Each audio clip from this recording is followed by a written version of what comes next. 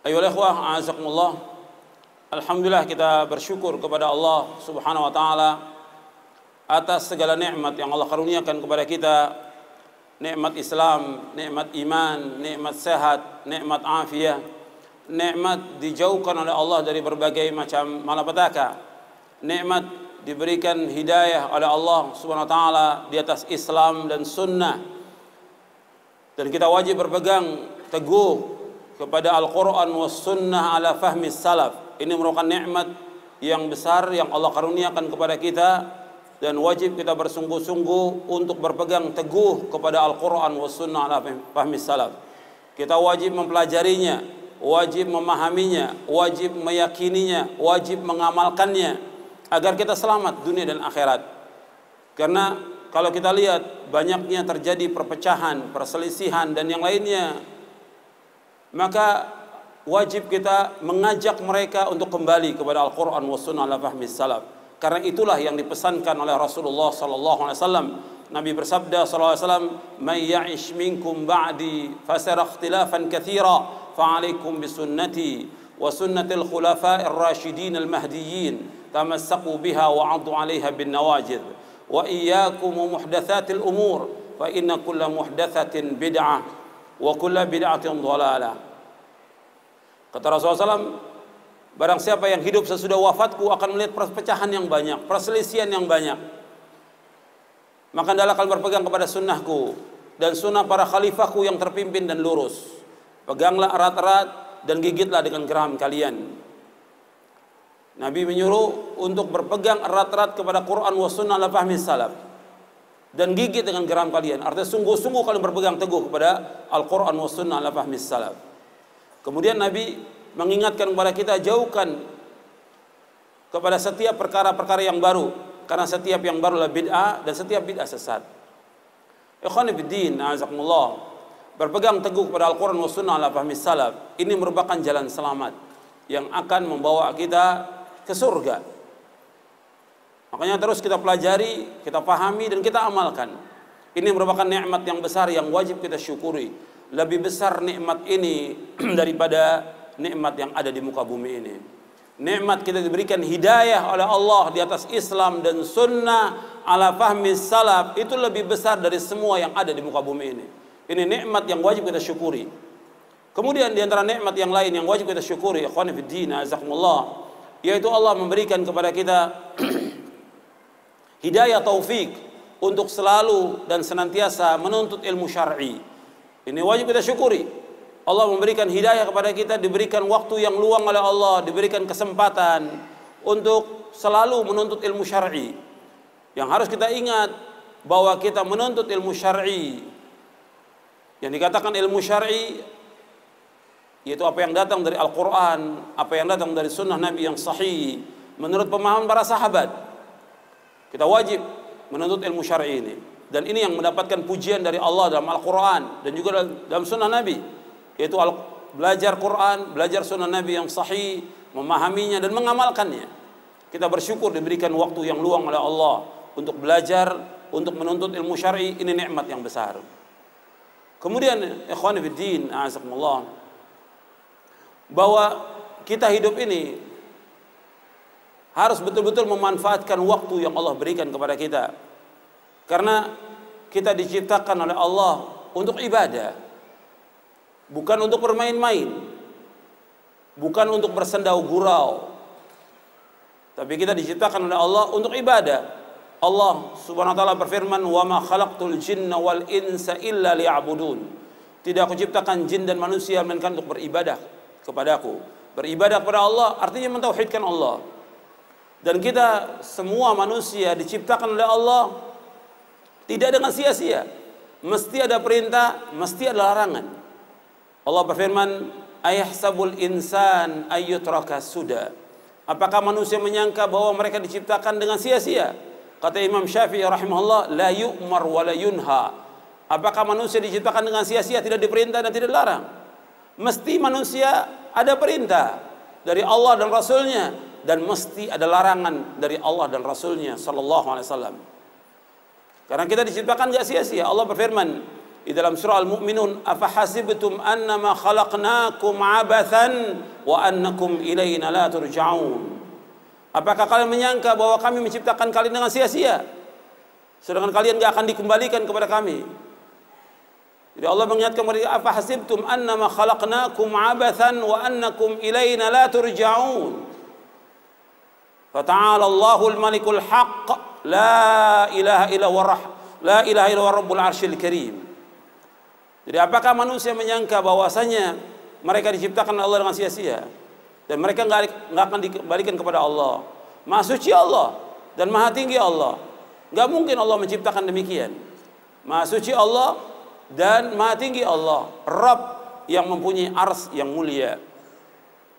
Ikhwan fiddin, azakumullah. Ketika kita berbicara tentang kehidupan, berarti juga bicara tentang kematian. Kalau ada hidup, ya ada mati. Allah Subhanahu wa taala yang menciptakan semua itu. Alladzi khalaqal mauta wal hayata liyabluwakum ayyukum ahsanu amala. Allah yang menciptakan mati dan hidup untuk menguji kalian, siapa di antara kalian yang paling baik amalnya. Artinya paling baik amalnya yang paling ikhlas, akhlasuhu wa aswabuhu, yang paling ikhlas dan paling benar. Ikhlas mengerjakan semata-mata karena Allah dan benar sesuai dengan contoh Nabi sallallahu alaihi wasallam. Jadi kita hidup ini dan kita pasti akan mati. Kematian itu sesuatu yang pasti. Dan semua manusia pasti akan mati. Tinggal kembali kepada kita. Kita ini menggunakan waktu ini sebaik-baiknya atau tidak? Kita isi dengan amal-amal saleh atau tidak? Karena mati merupakan kepastian. Adanya nikmat kubur dan azab kubur merupakan kepastian. Dibangkitkannya manusia di padang mahsyar merupakan kepastian. Adanya surga dan neraka merupakan kebenaran yang wajib diyakini. Apakah manusia itu masuk surga atau masuk neraka? Belum lagi amal-amal juga akan ditimbang nanti pada hari kiamat. Dan seluruhnya manusia ini akan ditanya tentang apa yang dilakukan di muka bumi ini. Karena itu Rasulullah sallallahu alaihi wasallam mengingatkan kepada kita semuanya. Kata Rasulullah SAW, la tazulu qadama 'abdin yaumal qiyamati hatta yus'al an umrihi fima afna wa an ilmi fima fa'ala wa an malihi min aina iktasaba wa fima anfaqa wa an jismi fima abla. Akhrajahu Tirmidzi wa qala hadza haditsun hasanun sahih. Kata Nabi SAW, tidaklah bergeser kedua kaki seorang hamba nanti pada hari kiamat sampai Allah menanyakan kepada dia tentang 4 perkara. Yang pertama kali Allah tanyakan tentang umur. Kalau bicara soal umur, berarti bicara soal waktu. Dihabiskan untuk apa waktu itu? Maka buku yang kita akan kaji ini, saya kasih judul tentang waktumu dihabiskan untuk apa? Jadi Allah akan bertanya kepada kita, wa an umrihi fima afna, tentang umurnya dihabiskan untuk apa? Wa an ilmihi fima fa'al, tentang ilmunya diamalkan atau tidak? Wa an malihi min aina iktasaba wa fima anfaqa, tentang hartanya dari mana dia peroleh dan kemana dihabiskan. Wa an jismihi fima abla, dan tentang tubuhnya, capeknya, lelahnya, letihnya dihabiskan untuk apa? Artinya digunakan untuk apa? Hadis ini sahih, diriwayatkan oleh Imam At-Tirmidzi, diriwayatkan juga oleh Imam Darimi dan yang lainnya, disahihkan oleh Syekh Al-Albani dalam kitabnya Silsilah Hadits As-Sahihah. Ikhwani fiddin, azakumullah. Jadi waktu ini sangat berharga sampai Allah Subhanahu wa taala bersumpah dalam Al-Qur'an, wal 'asri innal insana lafi khusr illa alladziina aamanu wa 'amilus shalihat wa tawashaw bil haqq wa tawashaw bis sabr. Allah berfirman, demi waktu, demi masa. Kalau Allah bersumpah demi waktu, demi masa, Allah bersumpah dengan makhluknya boleh. Tapi makhluk bersumpah dengan nama makhluk tidak boleh. Kita wajib bersumpah dengan nama Allah. Kalau manusia wajib bersumpah dengan nama Allah. Seperti wallahi, billahi, tallahi. Tapi Allah bersumpah dengan nama makhluknya boleh. Karena Allah yang memiliki langit dan bumi semua. Allah bersumpah demi masa, demi waktu, agar manusia memperhatikan tentang waktu itu. Innal insana lafi khusr, sesungguhnya manusia sungguh-sungguh dalam kerugian. Illal ladzina amanu wa amilus shalihat, kecuali orang-orang yang beriman dan beramal saleh. Jadi beriman dan beramal saleh, wa tawasau bil haqq wa tawasau bis sabr, dan saling berwasiat dengan kebenaran dan saling berwasiat dengan kesabaran. Ikhwani fiddin, azakumullah. Masalah waktu ini merupakan modal.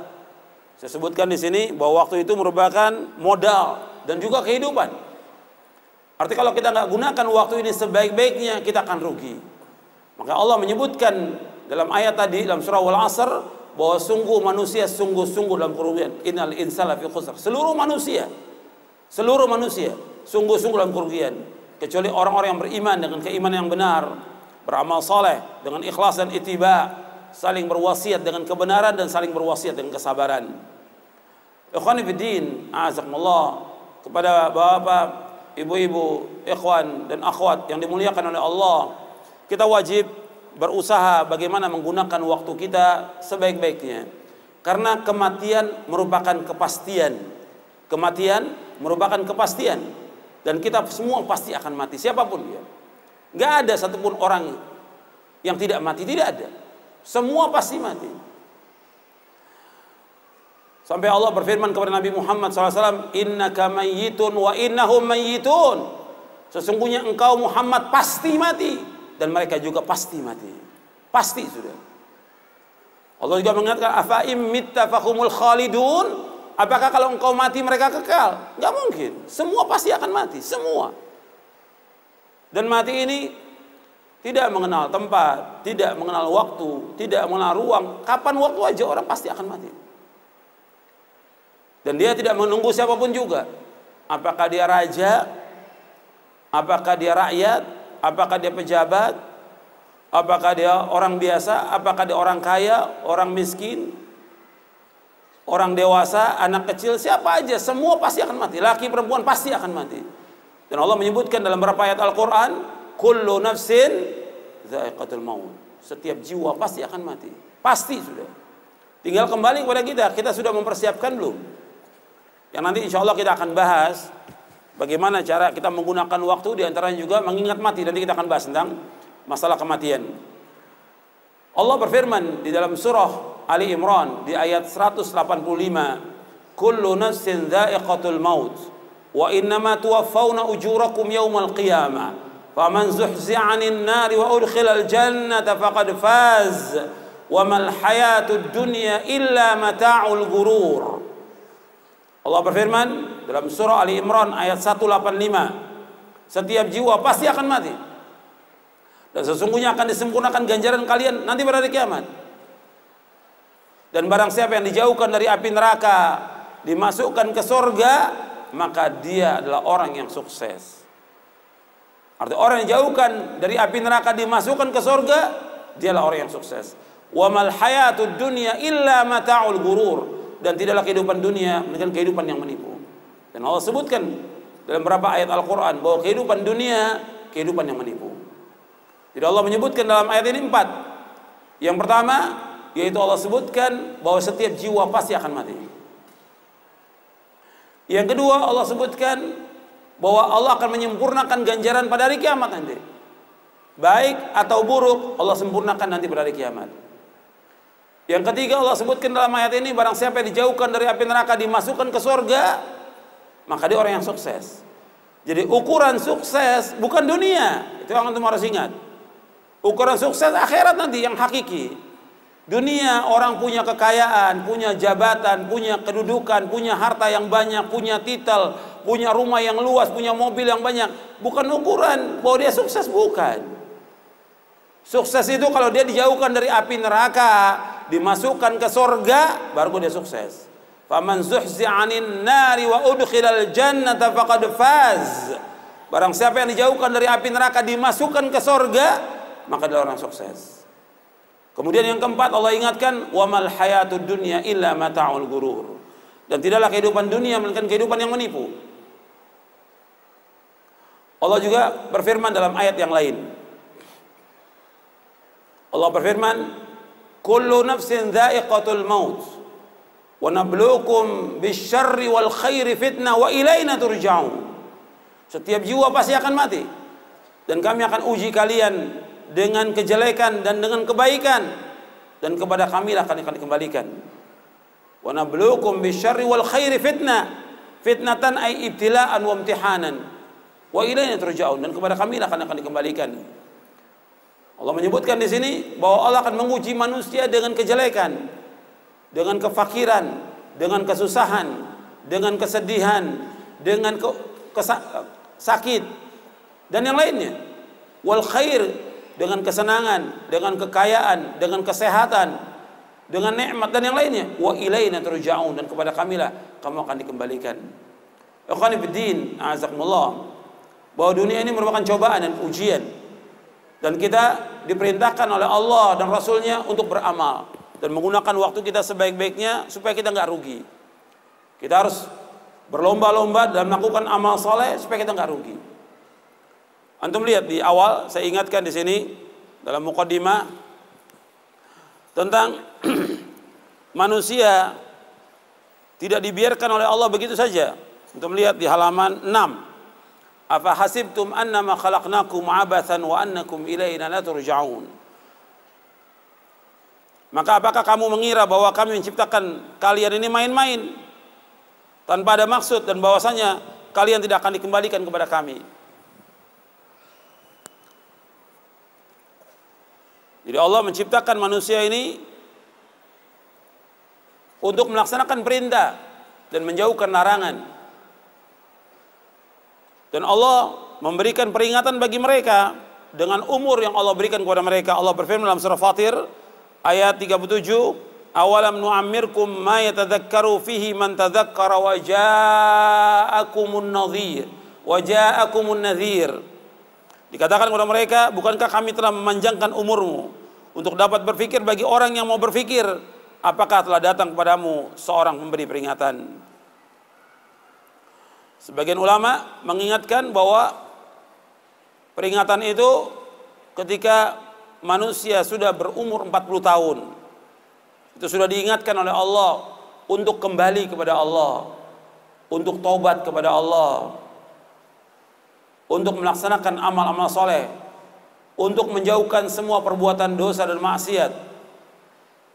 Allah sudah memberikan umur pada mereka. Sebagian mufassir menafsirkan umur 40 tahun.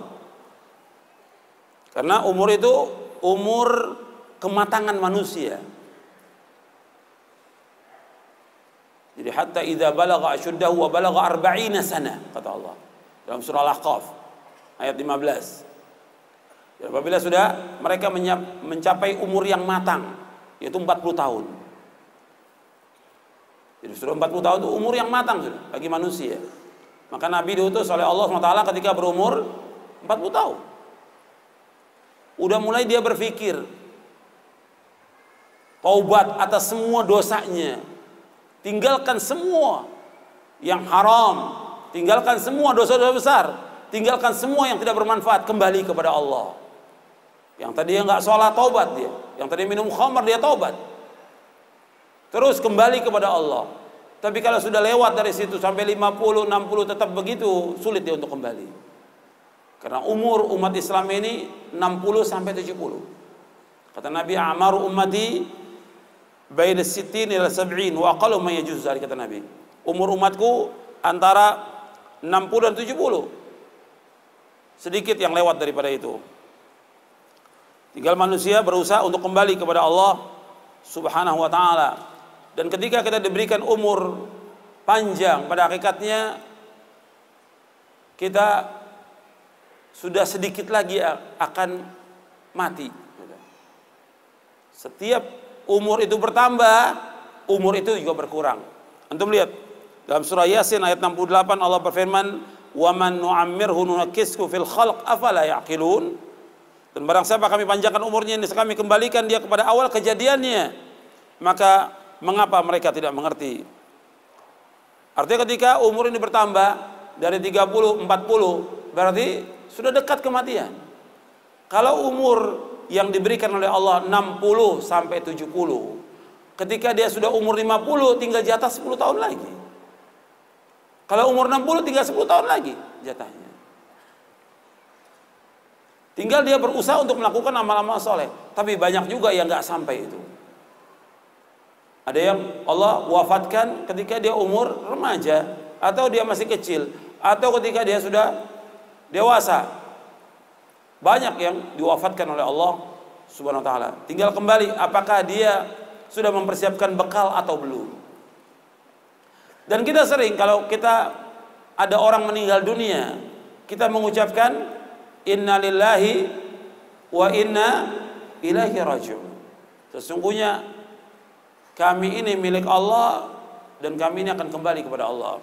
Arti kita semua ini milik Allah dan akan kembali kepada Allah. Mestinya kalau orang mengucapkan kalimat itu, mestinya dia sadar bahwa dia pasti akan mati.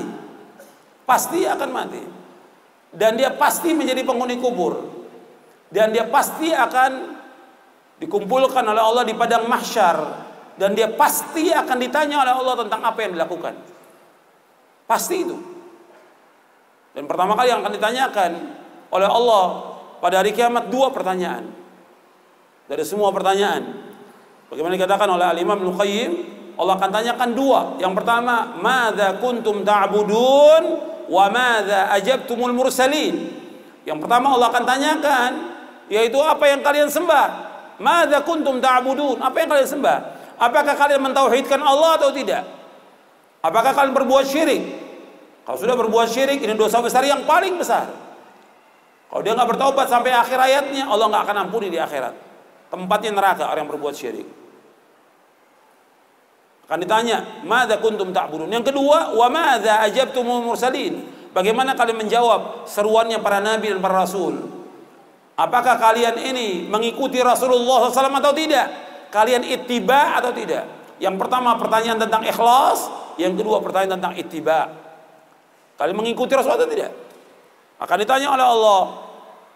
Karena banyak orang-orang yang dia tidak mengikuti Rasulullah, yang dia ikuti ustadznya, dai-nya, kiainya, habibnya, ajengan atau yang lain.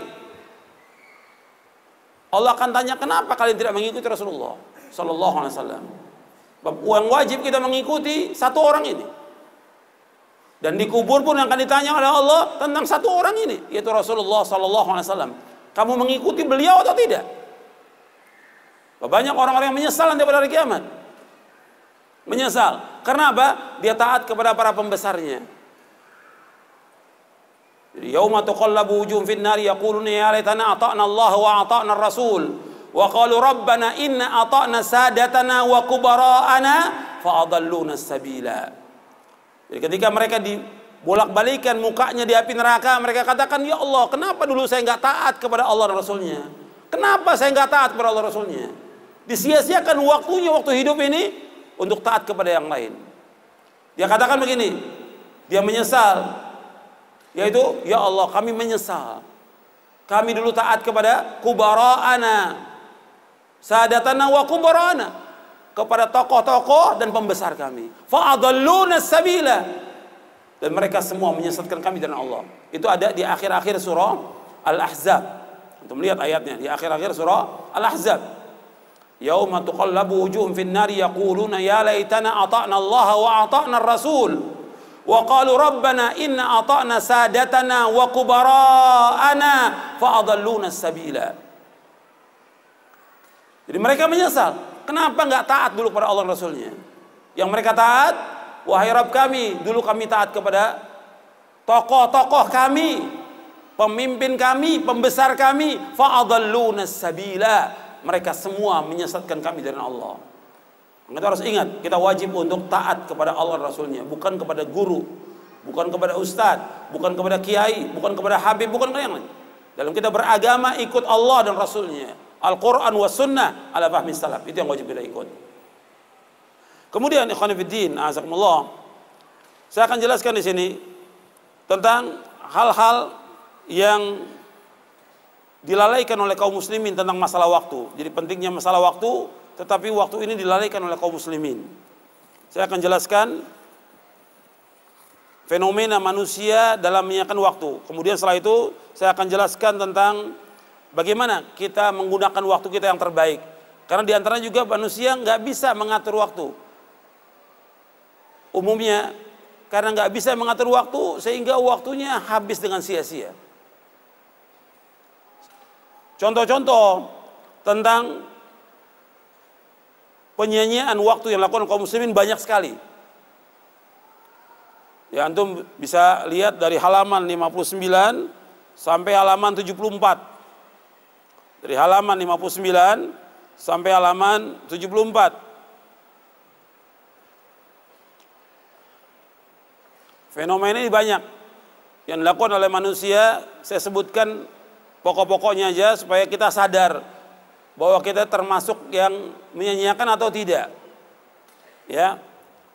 Seperti saya sebutkan di situ, yang pertama banyak orang membaca koran, bahkan sampai ada yang berlangganan koran. Habis waktunya. Baca koran sampai 1 jam, 2 jam, nggak membuat orang pintar. Ya.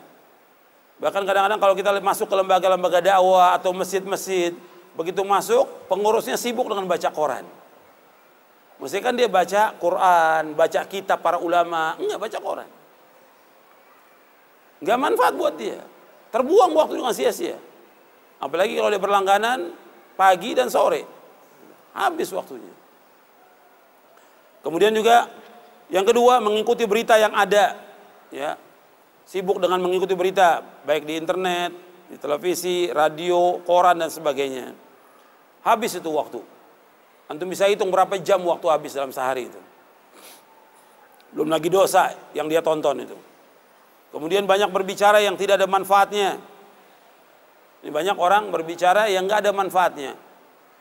Omongan yang nggak ada manfaatnya. Bahkan juga ada orang yang ceramah nggak ada manfaatnya, nggak ada isinya. Omong kosong karena nggak ada dalil yang dibawakan. Ada khutbah Jumat nggak ada isinya. Awalnya aja usikum wa iyaya bitaqwallah. Awalnya. Terus bacakan ayat. Setelah itu ngaur ke sana kemari ngomongnya. Ada tidak yang seperti itu? Banyak khotib yang seperti itu. Karena dia nggak baca kitab, nggak merujuk kepada dalil, nggak lihat tafsir, nggak. Akhirnya apa? Dibawakan apa aja sudah. Kesian orang-orang awam nggak ngerti apa-apa. Jadi banyak bicara yang nggak ada manfaatnya. Makanya ini harus hati-hati kita. Jadi bukan berarti orang yang banyak bicara itu pintar, tidak. Ibnu Rajab Al-Hambali dalam kitabnya Fadlu Ilmi Salaf, beliau menjelaskan omongannya Abu Hurairah dengan Ibnu Abbas lebih banyak daripada Abu Bakar dan Umar, tapi Abu Bakar dan Umar lebih utama dari Abu Hurairah dan Ibnu Abbas. Omongannya tabi'in lebih banyak daripada sahabat, tapi sahabat lebih utama daripada tabi'in. Omongan tabi'in lebih banyak daripada tabi'in, tapi tabi'in lebih utama daripada tabi'in. Disebutkan oleh Al-Imam Ibnu Rajab dalam kitabnya Fadlu Ilmi Salaf. Kemudian yang keempat, banyak menggunakan handphone. Handphone boleh, nggak ada masalah. Satu hal yang mubah. Tapi habis waktu kita untuk telepon dan menerima telepon, kita nggak jaga waktu kita habis itu. Apalagi kalau dibilang gratis ya, terus gitu. Ngomong. Padahal waktu dia berharga dan dia harus betul jaga waktu. Sibuk dengan SMS, kemudian main game dan yang lainnya. Banyak yang nggak manfaat. Dalam sehari Anda bisa hitung deh berapa jam itu habis waktu. Kemudian juga banyak berkunjung. Yang kelima, banyak berkunjung tanpa memikirkan manfaat. Jadi ziarah ke rumah orang, kita lihat orang itu siap atau tidak untuk kita ziarah yang kita bicara. Kalau tidak, nggak boleh. Tapi banyak kan orang sering datang ke rumah ini habis waktu. Dan juga kadang-kadang ngobrol membicarakan aib orang lain, ghibah atau yang lainnya. Kalau dia kunjungan ke rumah orang tua, manfaat. Memang dia wajib untuk datang ke rumah orang tuanya. Satu rahim juga wajib. Kemudian yang kena menyibukkan diri dengan hobi. Ini juga banyak ini membuang waktu. Ya. Macam-macam lah hobi orang itu. Ada motor dengan motor yang besar, ada dengan mobil balap, ada yang hobinya setiap hari mancing. Kalau makan ikan alhamdulillah manfaat ya. Tapi mancing sampai waktunya azan juga nggak ke masjid, tiap hari seperti itu, nggak siang nggak malam. Jadi ini hobi yang tidak baik. Kalau sekali-kali nggak ada masalah, tapi kalau tiap hari atau tiap pekan demikian nggak boleh. Habiskan waktu. Dia tujuan hidupnya untuk apa? Hidup ini harus kita ingat untuk ibadah kepada Allah, bukan untuk main-main, bukan untuk bergurau. Itu kebiasaan orang kafir, main-main. Dan dunia ini Allah sebutkan la'ibun walahun. La'ib, permainan, dan lahun. Sendau gurau dunia ini. Allah ingatkan supaya kita sadar gitu. Jangan kita sibuk dengan main-main. Karena kita akan ditanya oleh Allah tentang apa yang kita lakukan. Dan kita pasti mati. Kemudian juga banyak melakukan jalan-jalan, rekreasi atau tamasya. Kalau untuk hari libur aja, ya ketika libur anak sekolah sekali kan nggak ada masalah. Tapi kadang-kadang orang rekreasi setiap Sabtu dan Ahad rekreasi. Ya, sampai puncak itu macet. Tapi nggak kapok-kapok. 3 jam, 4 jam itu nunggu di mobil, nggak ada manfaatnya dia. Coba kalau dia waktu buat ngaji, hari Sabtu ngaji, hari Ahad ngaji, manfaat buat dia. Tapi habis waktu dia buat jalan-jalan. Ini akan ditanya oleh Allah. Kemudian juga menyibukkan diri dengan mendengarkan nasyid, lagu, musik. Lagu dan musik hukumnya haram. Saya bawakan dalilnya. Di buku ini nanti antum bisa lihat ya. Di halaman 64 sampai halaman 66. Di buku itu tentang haramnya lagu dan musik ada di halaman 64, halaman 66 di buku ini. Dalilnya antum bisa lihat di situ. Di halaman 65 dan 66. Dan ini harus ditinggalkan. Kalau dia sudah menurut syariat bahwa itu haram dan Nabi menyebutkannya haram tentang musik itu, tinggalkan, gak ada manfaat sama sekali. Nggak bisa dikatakan untuk menghibur hati yang sedang duka, nggak bisa. Menghibur hati dengan duka, yang sedang duka dengan Quran, dengan ibadah kepada Allah, dengan zikir, dengan berdoa kepada Allah, dengan berbuat kebajikan, baru akan hilang itu. Bukan dengan musik, bukan dengan lagu. Pada hakikatnya lagu dan musik bukan hiburan. Itu merupakan penyakit hati dan merusak hati manusia, merusak akal manusia, dan juga merusak agama manusia. Karena Nabi menyebutkan dalam hadis bahwa itu haram. Antum bisa lihat itu di halaman yang tadi saya sebutkan bahwa musik itu hukumnya haram. Saya bayangkan awalnya ada. Antum lihat di halaman 65. La yakunanna min ummati aqwamun yastahilluna al-hira wal harira wal khamra wal ma'azif. Kata Nabi SAW, sungguh-sungguh nanti ada dari umatku aqwam, beberapa kaum, yastahilluna al-hira, yang mereka menghalalkan zina, wal harir, menghalalkan sutra, wal khamra, menghalalkan khamr, minuman keras, wal ma'azif, dan alat-alat musik. Nabi menyebutkan nanti akan ada dari umatku yang menghalalkan. Berarti hukumnya apa? Hukumnya apa? Haram. Nanti akan ada yang menghalalkan. Berarti hukumnya apa? Haram. Di sini Nabi sebutkan zina. Zina haram. Bahkan Allah menyebutkan dalam Al-Quran, wala taqrabuz zina innahu kana fahishatan wa sa'a sabila. Jangan kalian mendekati perbuatan zina. Karena zina itu perbuatan yang keji, kotor, dan sejelek-jelek jalan. Kemudian wal harir, sutra. Sutra ini hukumnya haram bagi laki-laki. Sutra dan emas haram bagi laki-laki dan halal bagi wanita. Sutra dan emas haram bagi laki-laki dan halal bagi wanita. Kata Nabi SAW, uhilladz dzahabu wal hariru li inathi ummati wa hurrima ala dzukuriha. Dihalalkan emas dan sutra bagi perempuan umatku dan diharamkan bagi laki-lakinya. Hadis ini sahih. Kemudian juga nanti akan ada yang menghalalkan khamar. Khamar hukumnya haram. Minuman keras hukumnya haram. Wal ma'azib, dan musik. Dan nanti akan ada yang menghalalkan musik, dan ternyata memang ada. Ya, di antara ustadz, di antara dai atau ulama yang mereka menghalalkan musik. Hukum musik haram dalam Islam. Haram. Nasnya jelas, baik dalam Al-Quran maupun dalam hadis Nabi yang sahih. Kemudian juga di antara penyanyian waktu yang dilakukan oleh manusia, banyaknya diskusi. Banyaknya rapat yang tidak manfaat. Ya, kadang-kadang menghabiskan waktu berjam-jam ini untuk diskusi, untuk rapat. Ya kalau memang harus rapat, ditentukan waktunya. Dan yang pokok-pokok, yang penting-penting aja. Yang paling penting apa yang mau dibahas. Dan sampai berjam-jam, bahkan seharian. Kadang-kadang juga melewati jam waktu sholat, nggak boleh. Harus berhenti dan mengerjakan sholat dengan berjamaah. Jadi ketika ada rapat, ada apa saja. Ada ceramah, ada rapat, ada sidang, atau apa saja. Ketika jam waktu sholat harus berhenti semuanya. Wajib mengerjakan sholat dengan berjamaah.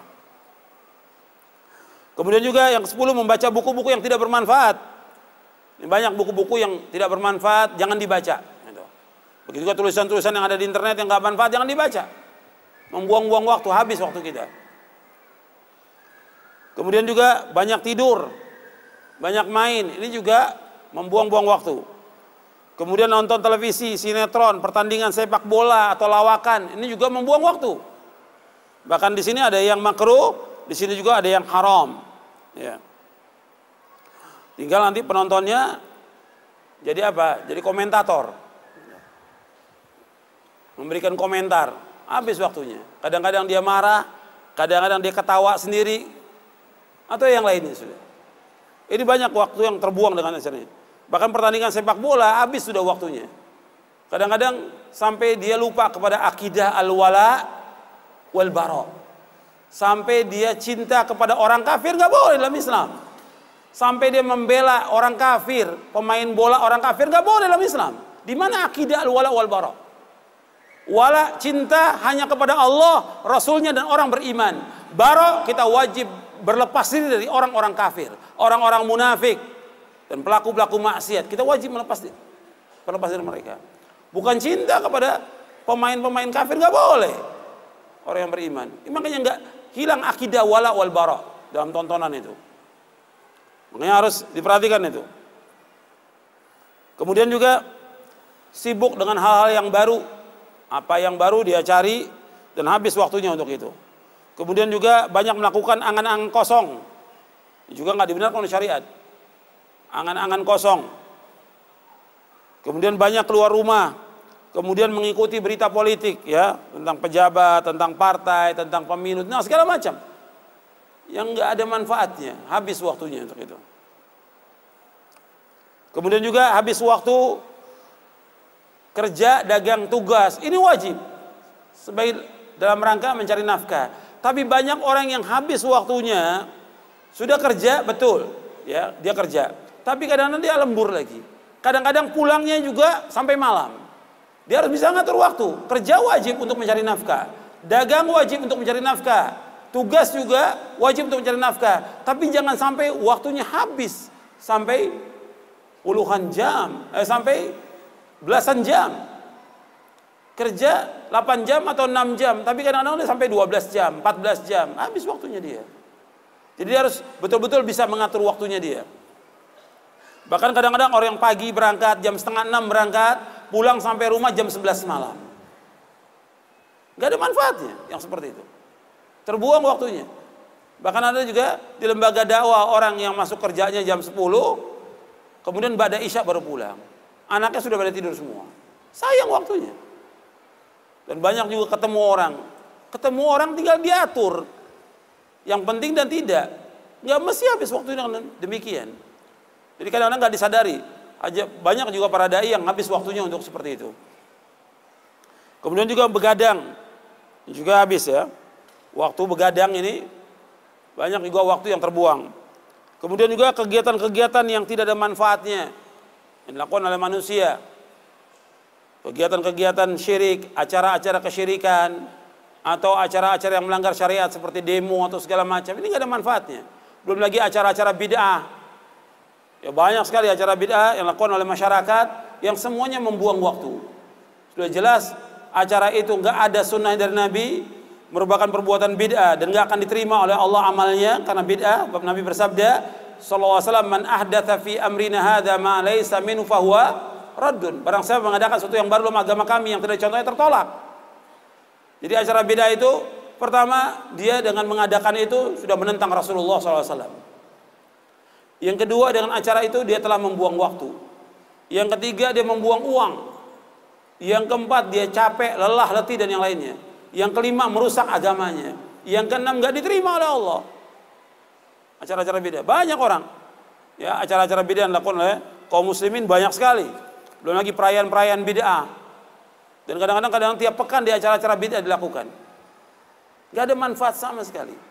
Makanya tinggal kita mengikuti waktu kita sesuai dengan sunnah dan kembali kepada Allah Subhanahu wa ta'ala.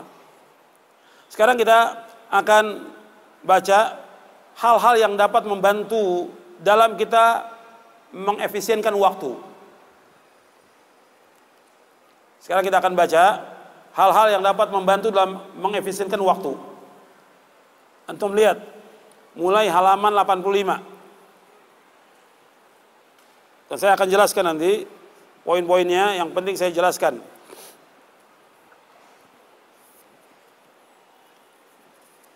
Jadi hal-hal yang dapat, ya di bab kelima, antum lihat di bab kelima, halaman 85. Hal-hal yang dapat membantu dalam mengefisienkan waktu. Allah Ta'ala berfirman, Qala kam labithtum fil ardi adada sinin.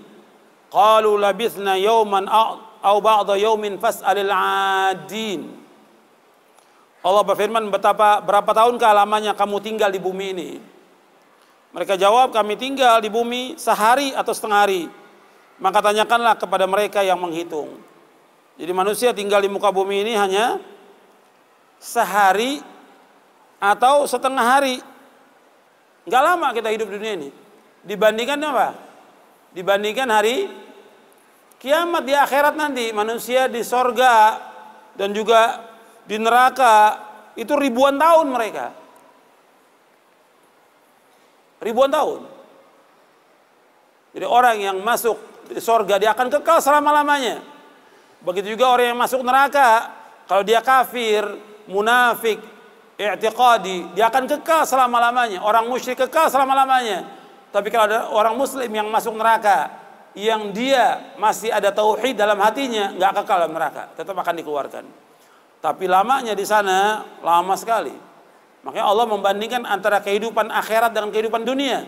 Kita hidup ini 60 tahun atau 70 tahun, itu sama dengan satu hari atau setengah hari. Allah juga menyebutkan dalam surah Thaha di ayat 104, Nahnu a'lamu ma yaquluna idh yaqulu amsalum tariqatan illa bithum illa yauma. Kami telah mengetahui apa yang mereka katakan ketika orang yang paling lurus jalannya mengatakan kamu tinggal dunia tidak lebih dari sehari saja. Allah juga berfirman, ka'annahum yawma yarawnaha ma yu'aduna lam yalbathu illa sa'atan min nahar. Pada hari mereka melihat azab yang dijanjikan, mereka merasa seolah-olah tinggal di dunia hanya sesaat saja pada siang hari. Itu ada berapa ayatnya, ada saya bawakan di halaman 155.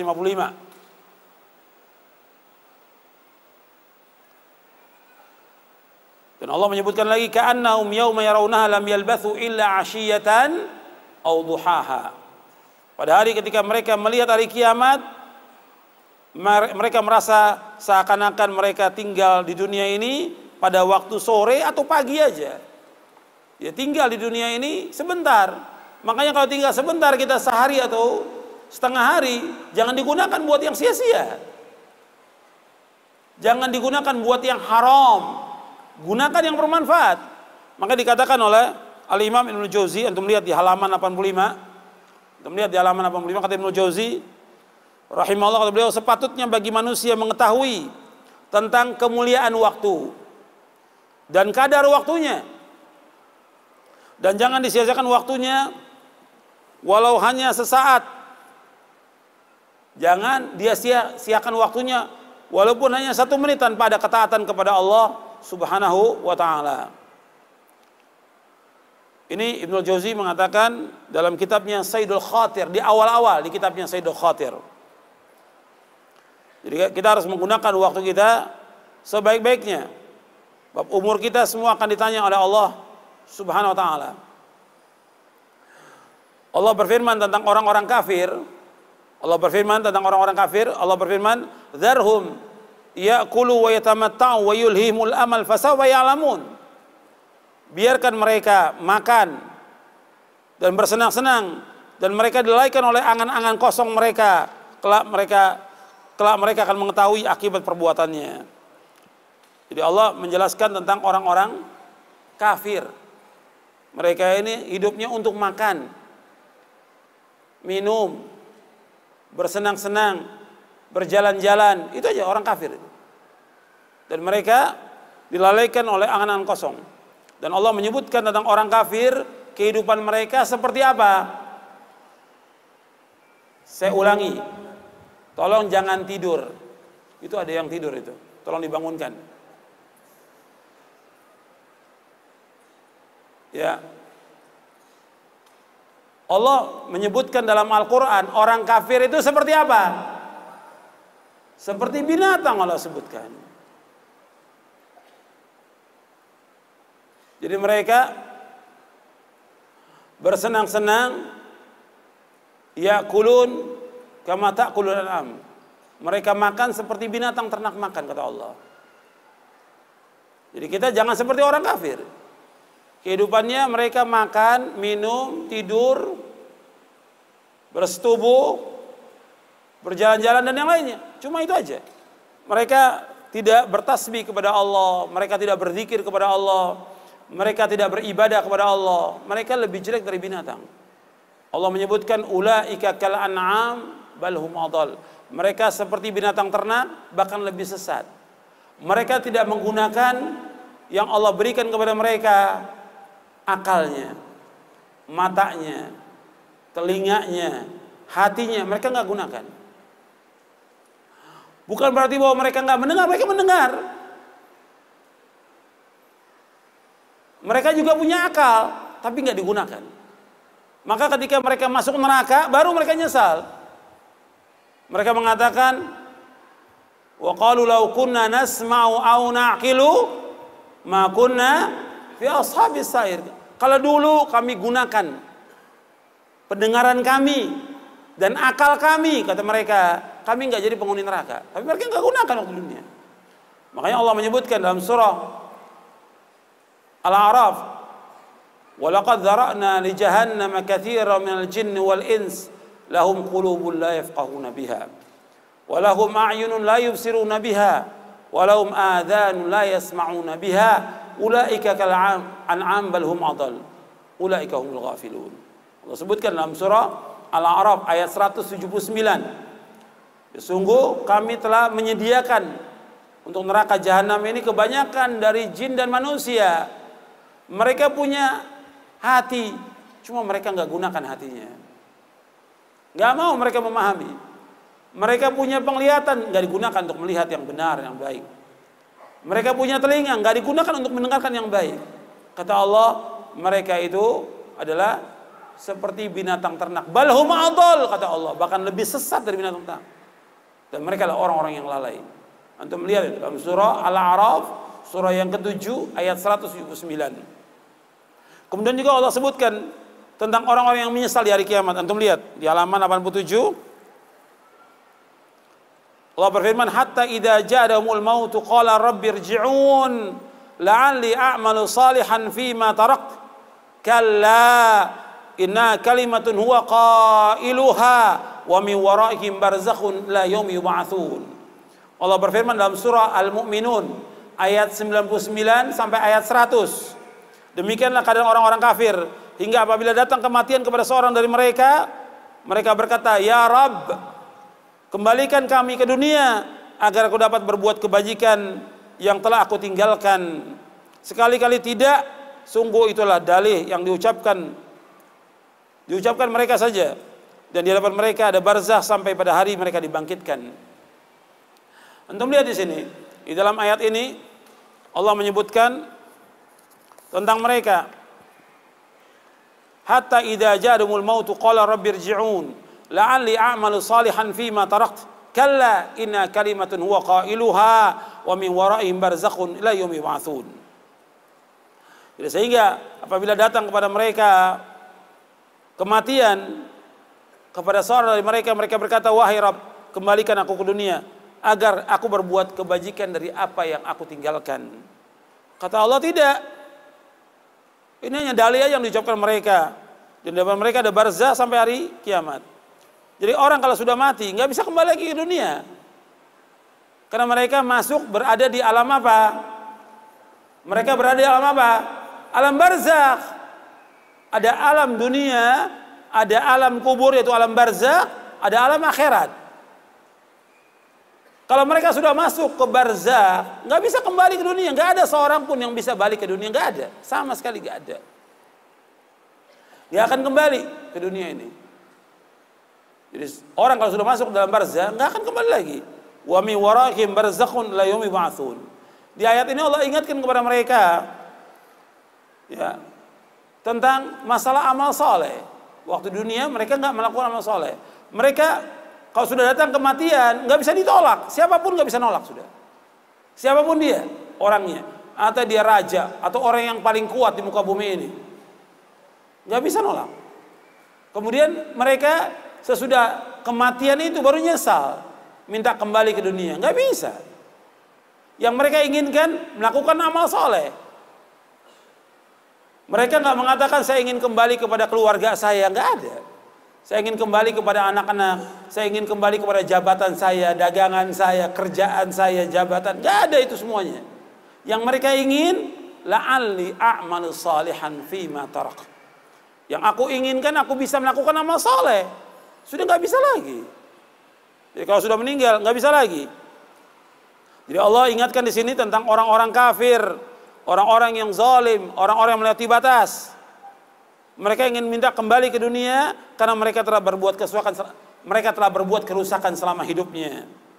Mereka minta kembali, nggak akan bermanfaat semua yang mereka inginkan.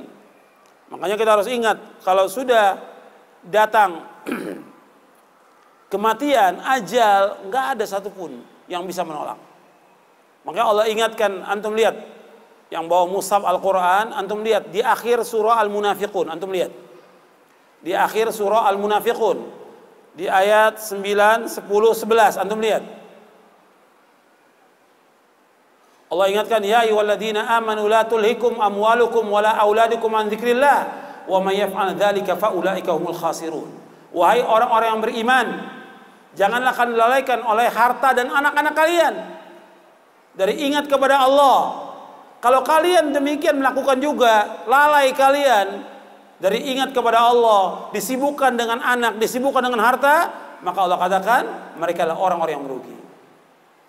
Kemudian Allah ingatkan sesudahnya, wa anfiqu mimma razaqnakum min qabli ay ya'tiyadakumul maut fayaqul rabbi laula akhartani ila ajalin qarib fa asaddaqa wa akum minas salihin. Jadi Allah ingatkan dalakan infak. Infak kata Allah. Dari rezeki yang kami karuniakan kepada kalian sebelum datang kematian. Kalau sudah datang kematian, dia mengatakan, ya Allah, laula akhartani. Kalau seandainya engkau akhirkan ajal kami kepada sebentar aja dia akhirkan, nggak bisa.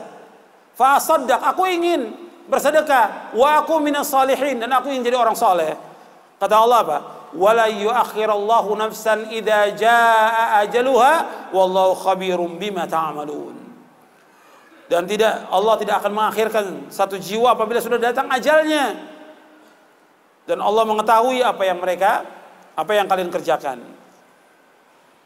Jadi kalau sudah datang ajal, nggak bisa. Dan banyak penyesalan Allah abadikan dalam Al-Quran tentang orang-orang yang sudah melihat azab, mereka ingin dikembalikan ke dunia. Nggak ada manfaat sama sekali. Bahkan orang-orang kafir ketika mereka masuk ke neraka jahanam, mereka ingin menebus dengan sepenuh bumi emas. Nggak bisa sudah. Dulu mereka diajak untuk masuk Islam, nggak mau. Makanya kita harus berusaha melakukan amal-amal soleh. Kita diberikan hidayah Islam, lakukan amal soleh. Lakukan sholat, puasa, zakat, haji, umrah, sedekah, berbuat baik pada orang tua, nuntut ilmu, dan yang lainnya. Lakukan. Jangan sampai terjadi penyesalan. Seperti orang-orang kafir juga Allah menyebutkan dalam surah As-Sajdah di ayat 12. Dalam surah As-Sajdah ayat 12 Allah berfirman, walau tara idzal mujrimuna nakisu ru'usihim 'inda rabbihim Rabbana absarna wa sami'na farji'na na'mal salihan inna muqinun. Walau tara idzal mujrimuna nakisu ru'usihim 'inda rabbihim. Kalau kamu melihat ketika orang-orang yang jahat itu mereka menundukkan pandangan mereka di hadapan Allah pada hari kiamat. Rabbana absarna wa sami'na. Wahai Rabb kami, sekarang ini baru kami melihat. Wa sami'na, baru kami mendengar sekarang ini. Farji'na na'mal salihan.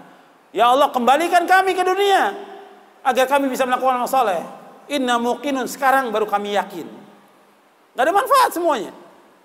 Kalau sudah datang kematian, gak ada manfaat, semuanya gak ada manfaat. Di hari kiamat gak ada manfaat semuanya. Allah juga sebutkan dalam surah Al-An'am ayat 27-28. Wala tara idh wuqifu 'ala an-nari faqalu ya laitana nuraddu wa la nukadziba bi ayati rabbina wa nakuna minal mu'minin. Apabila engkau lihat mereka ketika berada di tepi neraka, mereka berkata, celaka kami. Ya Allah, kembalikan kami ke dunia. Kami enggak akan mendustakan dengan ayat-ayat Rabb kami. Dan kami ingin menjadi orang yang beriman. Penyesalan enggak ada manfaat sama sekali. Semua enggak ada manfaat. Dan banyak lagi ayat-ayat yang lain yang menjelaskan tentang masalah ini. Dan Allah menyebutkan di dalam ayat ini, dalam surah Al-Mu'minun ini, jadi mereka ingin melakukan amal saleh dari apa yang mereka lakukan. Kalimat ini udah gak ada manfaat sama sekali. Sama sekali gak ada manfaatnya. Maka disuruh kita, selama kita masih ada, diberikan oleh Allah ruh, kita melakukan amal-amal saleh. Sebelum kita dicabut nyawa kita oleh Allah, belum datang kematian, kesempatan kita berlomba-lomba dalam berbuat kebaikan.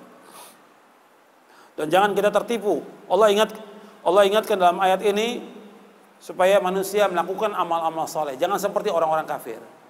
Jangan seperti orang-orang zalim. Kemudian Nabi SAW bersabda, "Ni'matani maghbulun fihima katsirun minan nas, as-sihhatu wal faragh." Ada dua nikmat yang banyak manusia tertipu dengan dua nikmat itu, yaitu waktu sehat dan waktu luang. Antum lihat hadisnya di halaman 87. Hadisnya di halaman 87 di bawah itu. Hadis ini sahih. Riwayat Bukhari, At-Tirmidzi, Ibnu Majah, Ahmad, Darimi, Hakim dan lainnya dari sahabat Ibnu Abbas. Nabi menyebutkan ada dua nikmat, ni'matani maghburun fihima katsirun minan nas. Ada dua nikmat yang banyak manusia tertipu dengan dua nikmat ini. As-sihha wal faragh, sehat dan waktu luang. Kalau Nabi menyebutkan kebanyakan manusia tertipu, berarti banyak orang yang tertipu. Orang awam tertipu dengan dua nikmat ini. Kemudian juga para penuntut ilmu juga banyak yang tertipu dengan dua nikmat ini. Para dai, para ustadz banyak juga tertipu dengan dua nikmat ini. Jadi banyak orang yang tertipu dengan dua nikmat ini. Laki maupun perempuan banyak yang tertipu dengan dua nikmat ini. Tidak digunakan nikmat ini dengan sebaik-baiknya untuk ibadah kepada Allah Subhanahu wa taala. Di sini disebutkan, saya bawakan penjelasan Al-Imam Ibnu Jauzi. Antum lihat di halaman 88. Kata Imam Ibnu Jauzi, seorang bisa saja dia sehat tapi tidak memiliki waktu yang luang karena sibuk dengan pekerjaannya. Atau ia memiliki waktu yang luang tapi dia tidak sehat. Jika keduanya berkumpul, sehat dan waktu luang, lalu ia bermalas-malasan untuk melakukan ketaatan, maka dia adalah orang yang tertipu. Dunia adalah ladang akhirat. Di dalamnya ada perniagaan yang jelas keuntungannya di akhirat. Siapa yang menggunakan waktu luang dan sehatnya untuk taat kepada Allah, maka ialah orang yang sukses. Tapi siapa yang menggunakan dalam maksiat kepada Allah, maka adalah orang yang tertipu. Karena itu, karena setelah waktu luang akan datang kesibukan, dan setelah sehat akan datang sakit. Jadi ini harus kita gunakan sebaik-baiknya, waktu luang dan waktu sehat. Makanya kita bersyukur kepada Allah SWT, diberikan oleh Allah kesehatan dan diberikan kesempatan oleh Allah, dan kita gunakan untuk menuntut ilmu, thalabul ilmi syar'i. Makanya wajib kita untuk terus menuntut ilmu syar'i, karena menuntut ilmu wajib atas setiap muslim dan muslimah. Kemudian yang penting lagi kita mengamalkan, karena ilmu itu wajib diamalkan. Bukan koleksi ilmu, tapi bagaimana kita mengamalkannya. Nabi juga bersabda sallallahu alaihi wasallam, antum lihat di halaman 90. Nabi bersabda, "Kun fid dunya ka'annaka gharibun aw 'abiru sabilin wa 'udda nafsaka min ahlil kubur." Wa kana Ibnu Umar yaqul, "Idza amsayta fala tantadhir as-sabah wa idza asbahta fala tantadhir al-masa wa khudh min sihatika limaradik wa min hayatika limautik." Jadilah kamu dunia ini seperti orang asing atau orang yang dalam perjalanan, dan persiapkan dirimu termasuk orang yang pasti menjadi penghuni kubur, arti pasti mati. Dan Ibnu Umar berkata, apabila engkau berada pada waktu sore, jangan tunggu waktu pagi. Kalau berada pada waktu pagi, jangan tunggu waktu sore. Gunakan sehatmu sebelum datang sakitmu, gunakan hidupmu sebelum matimu. Hadis ini sahih riwayat Bukhari, Ahmad, Tirmidzi, Ibnu Majah, Abdullah Ibnu Mubarak dalam kitab Az-Zuhud, Al-Baihaqi dalam Syu'abul Iman, dan yang lainnya. Tambahan wa'udda nafsaka min al-kubur tidak ada dalam riwayat Bukhari. Antum perhatikan di sini. Nabi menyebutkan, jadilah kamu dunia seperti orang asing. Atau orang yang dalam perjalanan. Dua Nabi menyebutkan di sini. Kemudian yang ketiga, wa'udda nafsaka min al-kubur. Yang pertama Nabi sebutkan menjadi orang asing. Kita di dunia ini orang asing. Seperti kita tugas di satu tempat, kita tinggal beberapa hari atau beberapa pekan, kita ini orang asing di tempat itu. Ada di luar negeri, kita orang asing. Gak mungkin kita akan tinggal berlama-lama di tempat itu. Mesti kita akan pulang. Kita kangen kepada istri, kepada anak, kepada orang tua, kepada keluarga, mesti itu. Nah, kita demikian juga. Kita di dunia ini seperti orang asing. Dan kita akan kembali menuju akhirat. Asalnya manusia diciptakan di mana? Di sorga, neraka. Allah ciptakan Adam di mana? Di sorga. Allah ciptakan Adam itu di sorga. Dan kita akan kembali ke sorga. Tapi kita harus punya bekal. Bekal untuk bisa masuk surga itu ya harus punya bekal. Yang pokok pertama kali iman dan tauhid kita kepada Allah SWT. Kemudian melakukan amal-amal soleh. Yang paling pokok pertama iman kepada Allah, mengenal Allah, mentauhidkan Allah, menjauhkan syirik. Kemudian melakukan amal-amal soleh. Kemudian awabiru sabil atau orang yang dalam perjalanan. Orang dalam perjalanan. Kita kalau musafir itu mesti punya bekal. Musafir itu nggak mungkin orang nekat. Musafir dia mesti bawa uang, dia mesti bawa makanan sekedarnya. Itu musafir. Kita ini hidup, Nabi umpamakan seperti musafir kita ini. Maka jangan disibukkan kita dengan dunia. Antum kalau safar, saya mau tanya kepada antum, ya, tolong perhatikan, jangan sibuk dengan foto-foto ya, nggak ada manfaatnya. Dengarkan baik-baik, jangan foto-foto, nggak ada manfaatnya. Jadi kata Nabi SAW, seperti orang musafir, orang dalam safar, apa semua yang di rumahnya dibawa? Bawa kulkas, bawa tempat tidur, dibawa nggak itu? Tidak, hanya sedikit aja yang perlu kan dalam perjalanan. Musafir. Kita dunia ini sebagai musafir. Maka Nabi ingatkan kita di dunia ini seperti Nabi mengatakan, mali wad dunya innama ana karakibin istadalla tahta syajaratin thumma raha wa tarakaha. Kata Nabi SAW, aku ini dunia seperti orang yang naik kendaraan dalam perjalanan, musafir. Kemudian berteduh di bawah pohon. Kemudian aku akan tinggalkan pohon itu. Kita ini musafir sedang berteduh di bawah pohon hidup di dunia ini. Dan kita pasti akan tinggalkan dunia. Dan Nabi ketika mengatakan aku seperti orang yang naik kendaraan berteduh di bawah pohon, nggak mungkin orang berteduh di bawah pohon sampai berhari-hari, berpekan-pekan, apalagi bertahun-tahun. Sekedarnya aja. Kita hidup dunia berapa hari menurut Al-Quran? 1 hari atau setengah hari kita hidup. Kita akan kembali kepada Allah semuanya. Pasti akan kembali kepada Allah, pasti sudah. Tinggal kita mempersiapkan bekal dalam perjalanan kita. Perjalanan seperti sekedarnya dalam perjalanan kita bawa.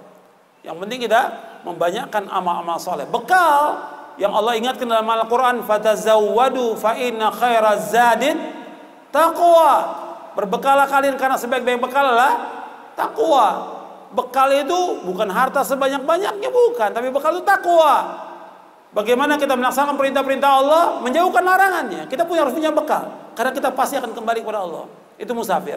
Yang ketiga Nabi sebutkan, wa'udda nafsaka min ahlil kubur. Dan hitunglah diri kamu termasuk orang yang pasti mati. Kita ini semua pasti mati. Pasti mati. Kalau pasti mati, kita juga harus gunakan waktu kita sebaik-baiknya. Nanti saya akan jelaskan tentang kematian ini. Saya akan jelaskan di poin yang ketiga. Senantiasa mengingat kematian. Kemudian Ibnu Umar radhiyallahu anhuma mengingatkan kepada kita, kata Ibnu Umar, kalau engkau berada pada waktu sore, jangan tunggu waktu pagi. Kalau sore, jangan tunggu waktu pagi. Apa yang bisa kita kerjakan waktu sore, lakukan. Apa aja yang bisa kita lakukan? Zikir sore. Pertama kali habis sholat asar, zikir dulu. Zikir pagi petang. Jangan yang lain. Zikir ba'da sholat, zikir pagi petang. Gak lama kita duduk, paling 10 atau 15 menit atau 20 menit kita zikir. Kemudian apa lagi yang kita lakukan? Pekerjaan apa lagi yang kita lakukan? Baca buku yang bermanfaat, atau murajaah hafalan Al-Quran, atau membantu orang yang susah, atau membantu orang tua. Lihat, kerjakan. Kemudian jangan tunggu waktu pagi. Ketika kamu berada waktu pagi, jangan tunggu waktu sore. Apa yang bisa kita lakukan di waktu pagi? Pagi, ba'da subuh, setelah zikir ba'da sholat, kita membaca doa. Habis zikir itu, atau pas mau zikir kita lakukan baca Allahumma inni as'aluka ilman nafi'a wa rizqan thayyiba wa amalan mutaqabbala. Ya Allah, aku mohon kepada Engkau ilmu yang bermanfaat, rezeki yang halal dan amal diterima. Setelah selesai zikir ba'da sholat, kemudian kita baca lagi zikir pagi. Zikir baca. Kalau kita memang ada waktu luang, kita tunggu sampai terbit matahari. Sampai matahari terbit, udah agak tinggi baru kita sholat 2 rakaat. Fadilahnya sama dengan umroh. Dalam riwayat Tirmidzi yang sanadnya hasan, fadilahnya sama dengan umroh. Kemudian baru kerjaan-kerjaan pagi yang kita lakukan. Jadi Ibnu Umar menyebutkan, kalau engkau berada waktu sore, jangan tunggu waktu pagi. Kalau berada waktu pagi, jangan tunggu waktu sore. Gunakan sehatmu sebelum sakitmu, gunakan hidupmu sebelum mati. Ya, kita harus betul-betul gunakan sebaik-baiknya. Imam An-Nawawi mengingatkan kepada kita semuanya ini, para penuntut ilmu. Antum lihat di halaman 91.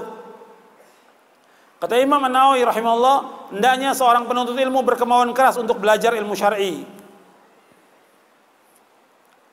Selalu dan senantiasa menggunakan seluruh waktunya untuk menuntut ilmu. Baik malam maupun siang, di saat mukim, tidak berpergian maupun ketika safar. Ia tidak mau sedikit pun waktunya hilang sia-sia dengan tidak memperoleh ilmu, kecuali sekedar keperluan makan, tidur, dan hal yang mesti ia lakukan, dan juga untuk istirahat sebentar untuk menghilangkan kebosanan, kejenuhan, dan hal-hal yang penting lainnya.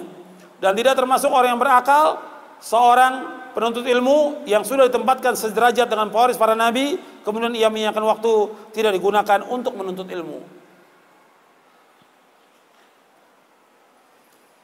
Ini disebutkan dalam Majmu' Syarh Muhadzab. Kemudian juga Nabi SAW bersabda, "Ightanim khamsan qabla khamsin, syababaka qabla haramika, wa sihhataka qabla saqamika, wa ghinaka qabla faqrika, wa faraghaka qabla syughlika, wa hayataka qabla mautik." Kata Nabi SAW, manfaatkan 5 hal sebelum datang 5 hal. Masa muda sebelum datang masa tua. Waktu sehat sebelum datang waktu sakit. Masa cukup sebelum datang masa fakir. Waktu luang sebelum datang waktu sibuk. Dan hidupmu sebelum matimu. Hadis ini sahih diriwayatkan oleh Imam Al-Hakim dalam kitabnya Al-Mustadrak. Jadi ikhwan fillah, azakumullah, kita betul-betul harus kita gunakan waktu ini sebaik-baiknya. Kata Imam Ibnu Jama'ah, antum lihat di halaman 93. Kata beliau, hendaknya seorang penuntut ilmu bersegera memanfaatkan masa mudanya dan seluruh waktu dari umurnya untuk memperoleh ilmu. Jangan ia tergoyahkan dengan tipuan angan-angan kosong dan menunda-nunda. Karena setiap jam dari umurnya akan berlalu, tidak akan pernah kembali dan tidak dapat diganti. Jadi umur ini sangat pendek. Ya, kita nggak bisa ganti dengan apapun juga. Yang berlalu nggak akan kembali kepada kita.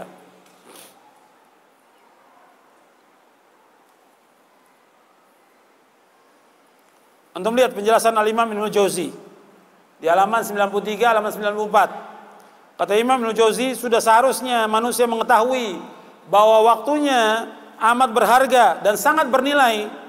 Karena itulah dia tidak boleh menyanyiakan sedetik pun selain untuk mendekatkan diri kepada Allah, dan diharuskan pula baginya mendahulukan yang paling utama, dan yang paling utama baik terkait dengan perkataan maupun perbuatan. Ini dalam kitabnya Saidul Khatir. Ibnu Jauzi mengatakan seperti ini dan beliau sudah buktikan. Ibnu Jauzi berbeda dengan Ibnu Qayyim ya, Al-Jauziyah. Ibnu Jauzi itu hidup pada abad kelima Hijriah. Ibnu Qayyim pada abad ke-7, beda 2 abad. Ibnu Jauzi dia masih muda sudah membaca 20.000 jilid kitab. Ibnu Jauzi rahimahullah pada waktu dia masih muda itu sudah membaca 20.000 jilid kitab. Bukan 20 jilid, bukan 200, bukan 2000, 20.000 jilid kitab.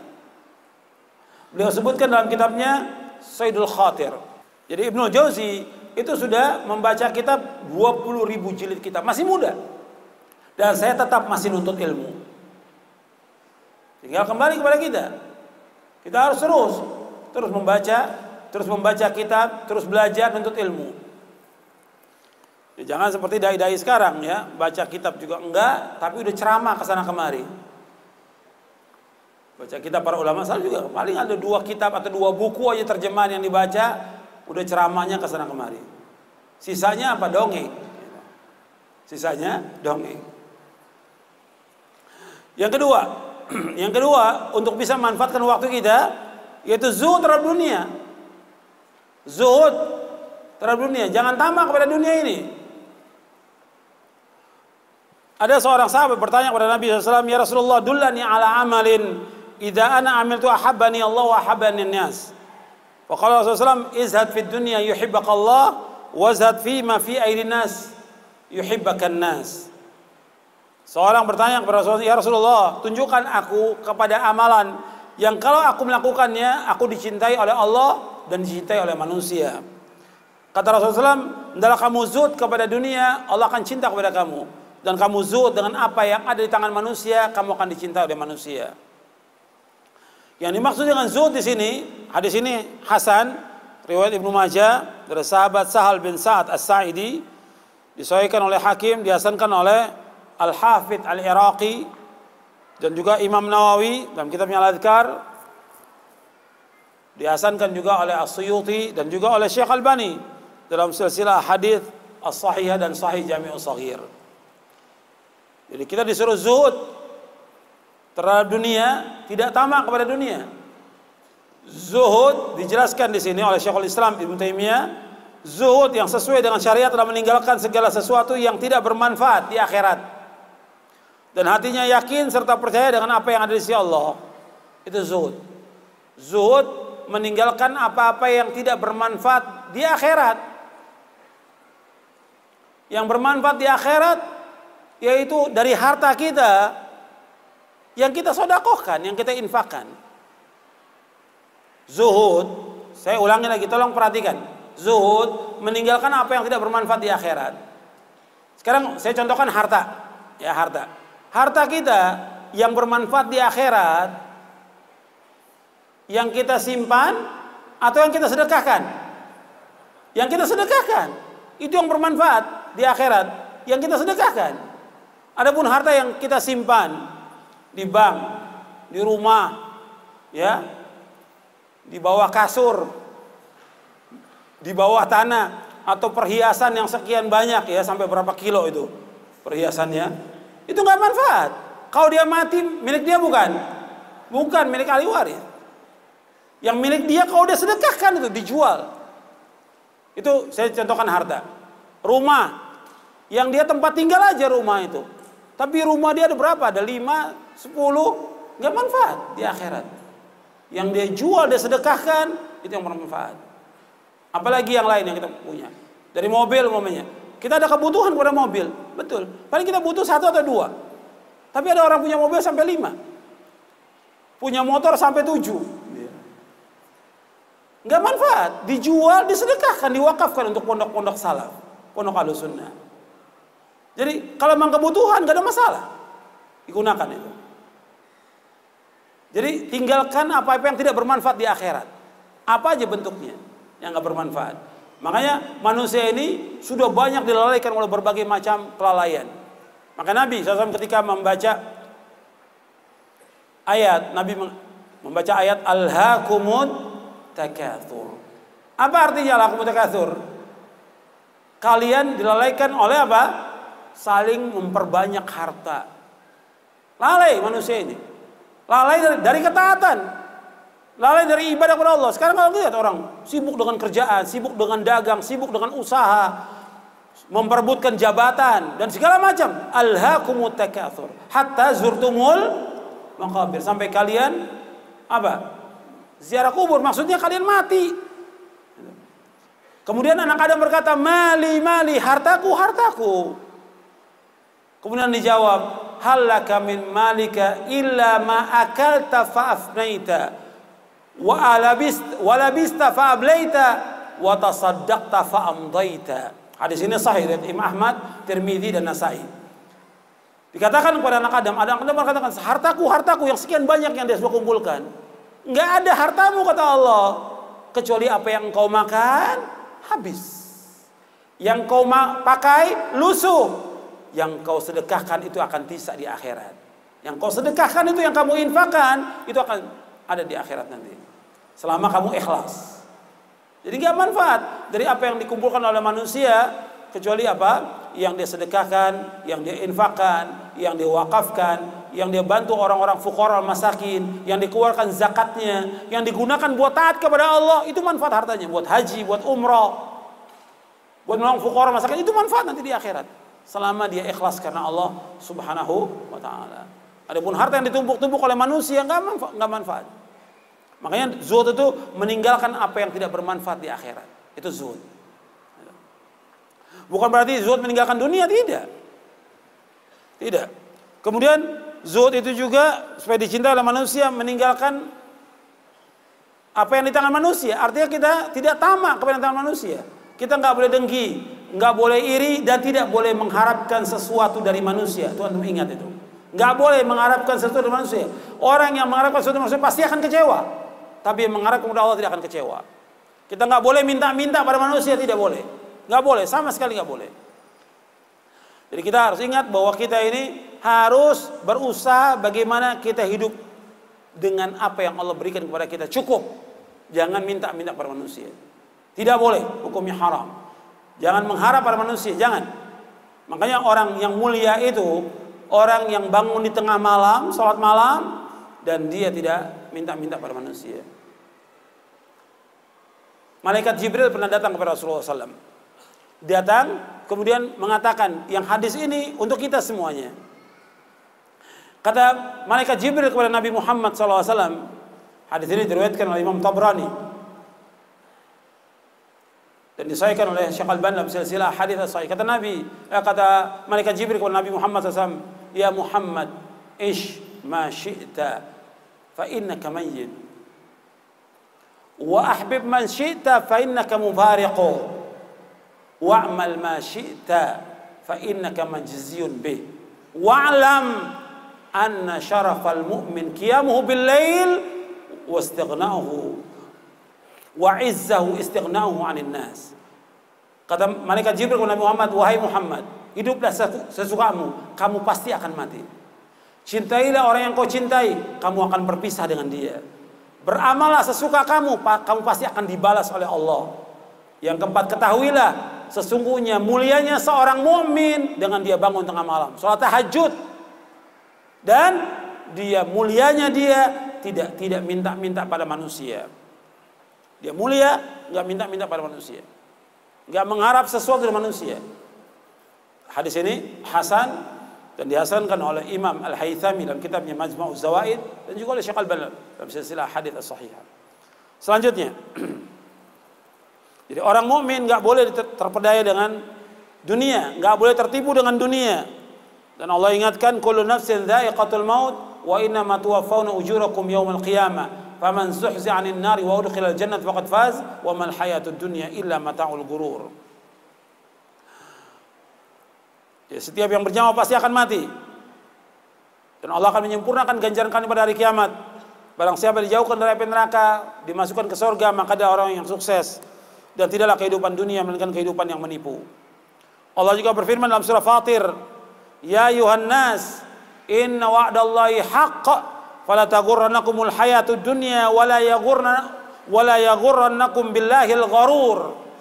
Wahai manusia, sungguh janji Allah itu benar, maka janganlah kehidupan dunia memperdayakan kamu, dan janganlah setan yang pandai menipu memperdayakan kamu tentang Allah. Jadi yang wajib diingat bahwa dunia bukanlah tujuan hidup, akan tapi sebagai sarana dan ladang untuk melakukan amal-amal soleh. Bukan sebagai tujuan. Tujuan hidup seorang mukmin adalah akhirat. Tujuan hidup seorang mukmin adalah sorga. Tujuan hidup seorang mukmin adalah akhirat, dan tujuan hidup seorang mukmin adalah sorga. Yang ketiga, supaya kita efisien waktu kita dan kita betul manfaatkan waktu kita dengan sebaik-baiknya, selalu ingat kepada kematian. Ingat kepada mati. Sebab Nabi SAW bersabda, akthiru dzikra hadhimil ladzat. Akthiru dzikra hadhimil ladzat, yakni al-maut. Perbanyaklah kalian mengingat pemutus kelezatan, yaitu kematian. Hadis ini hasan sahih dari Imam Ahmad, Tirmidzi dan Ibnu Majah dan Nasa'i. Nabi juga pernah ditanya oleh seorang laki-laki Ansar.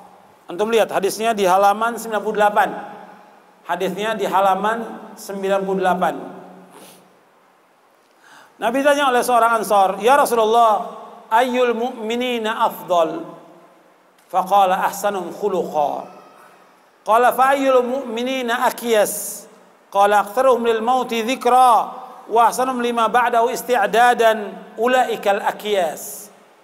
Wahai Rasulullah, siapakah orang mukmin yang paling utama?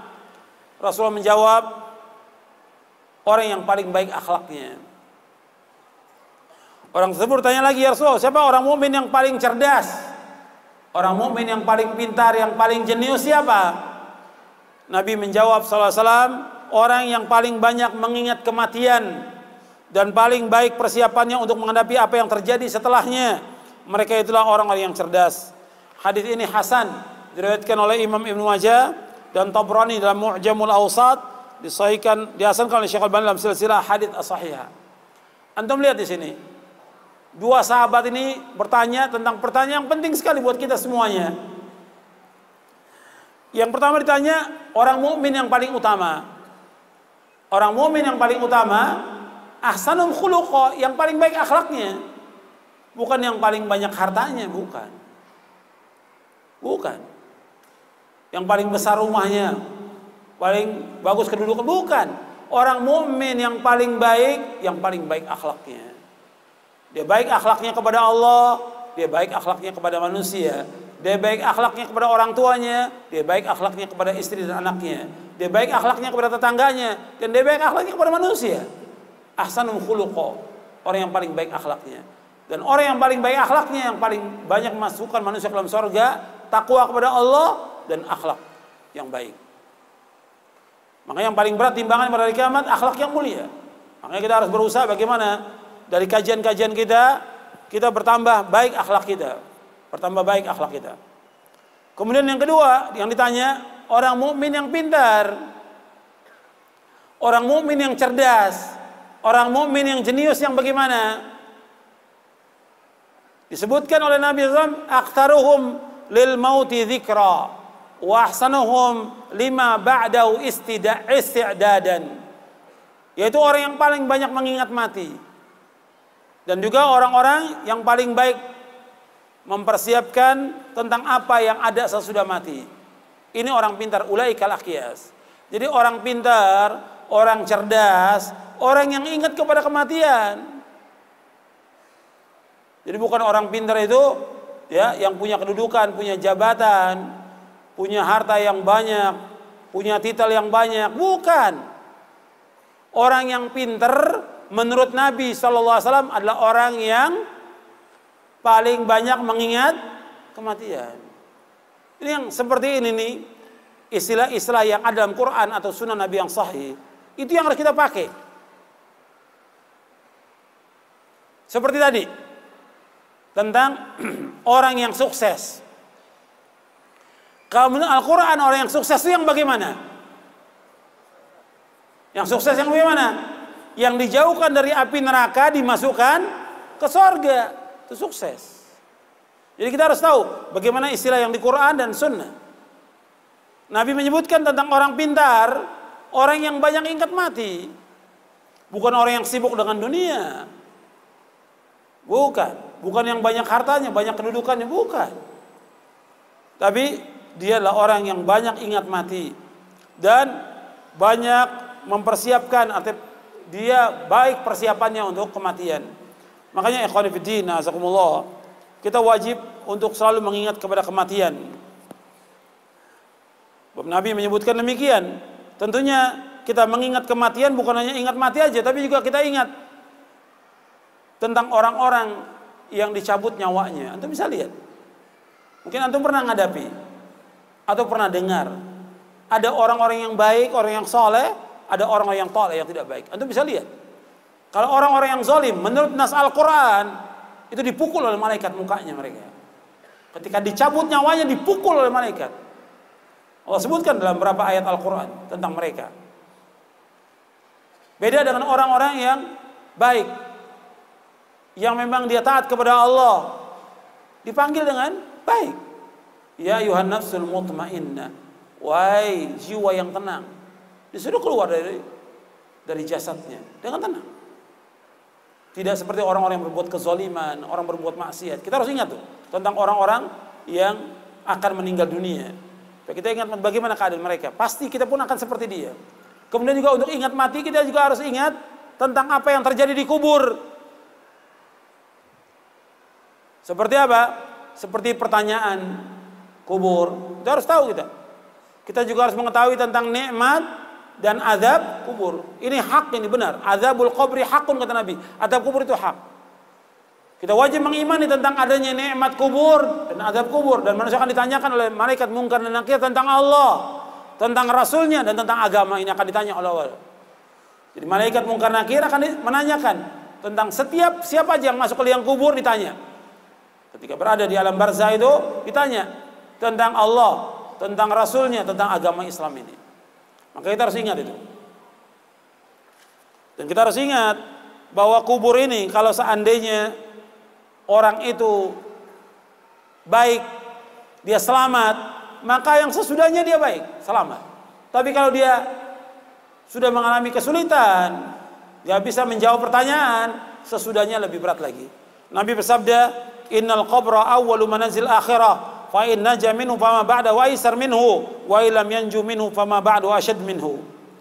Dalam hadis yang diriwayatkan oleh Imam Tirmidzi, Ibnu Majah dan Hasan di sini, kata Nabi, kata Nabi SAW, sesungguhnya kubur ini merupakan awal persinggahan menuju akhirat. Apabila seorang itu selamat, maka sesudahnya lebih mudah. Tapi kalau dia tidak selamat di kubur itu, maka yang sesudahnya lebih keras lagi siksaannya. Berat. Siksaan kubur itu berat sekali, azab kubur. Dan azab kubur akan terkena kepada ruh dan jasad. Ini riwayat Tirmidzi dan Ibnu Majah. Nabi juga berkata, "Ma ra'aitu mandaran qat illa wal qabru afdha minhu." Tidak aku melihat pemandangan sama sekali yang lebih mengerikan, lebih menakutkan, kecuali kubur itu lebih menakutkan. Jadi kalau ada orang pernah melihat pemandangan yang menakutkan, kubur itu lebih menakutkan. Nabi SAW pernah menguburkan mayat seorang sahabat bersama sahabat-sahabat yang lainnya. Kemudian setelah dikuburkan mayat itu, Nabi SAW duduk memberikan nasihat kepada para sahabat. Sebentar aja, gak lama. Kemudian Nabi berkata, sambil menangis air matanya membasahi tanah. Apa kata Nabi? Limithli hadza fa'iddu. Limithli hadza fa'iddu. Yang seperti ini kalian persiapkan diri kalian, kata Nabi. Yang seperti ini, kata Nabi, persiapkan diri kalian. Kalian pasti akan mati. Kalian sudah siap belum dengan amal-amal saleh? Hadis ini hasan, dihasankan oleh Syekh Al-Albani dalam silsilah hadits as-sahihah. Limithli hadza fa'iddu. Yang seperti ini kalian. Nabi nangis ketika menguburkan seorang sahabat di depan para sahabat yang lain, dan Nabi ingatkan bahwa kalian ini pasti akan mati. Apa yang kalian sudah persiapkan tentang kehidupan akhirat nanti? Kemudian ikhwan fillah, nazakumullah, kita juga harus berusaha bagaimana kita supaya kematian kita, karena kematian pasti akan datang, dan kita ingin matinya dalam keadaan husnul khatimah. Kita nggak ingin su'ul khatimah. Makanya supaya kita bisa husnul khatimah, diantara yang perlu antum amalkan, antum catat, nggak ada di buku ini.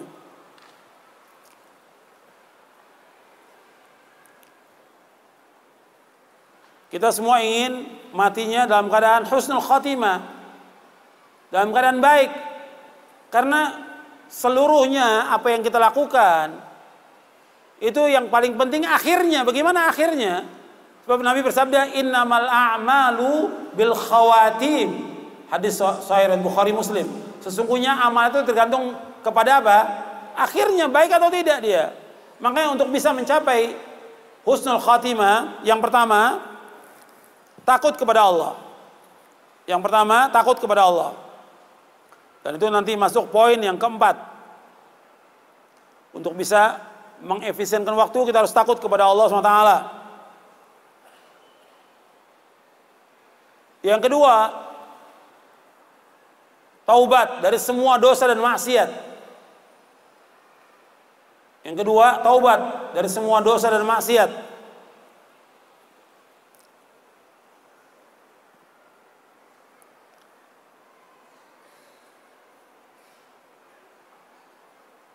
Taubat dari semua dosa dan maksiat.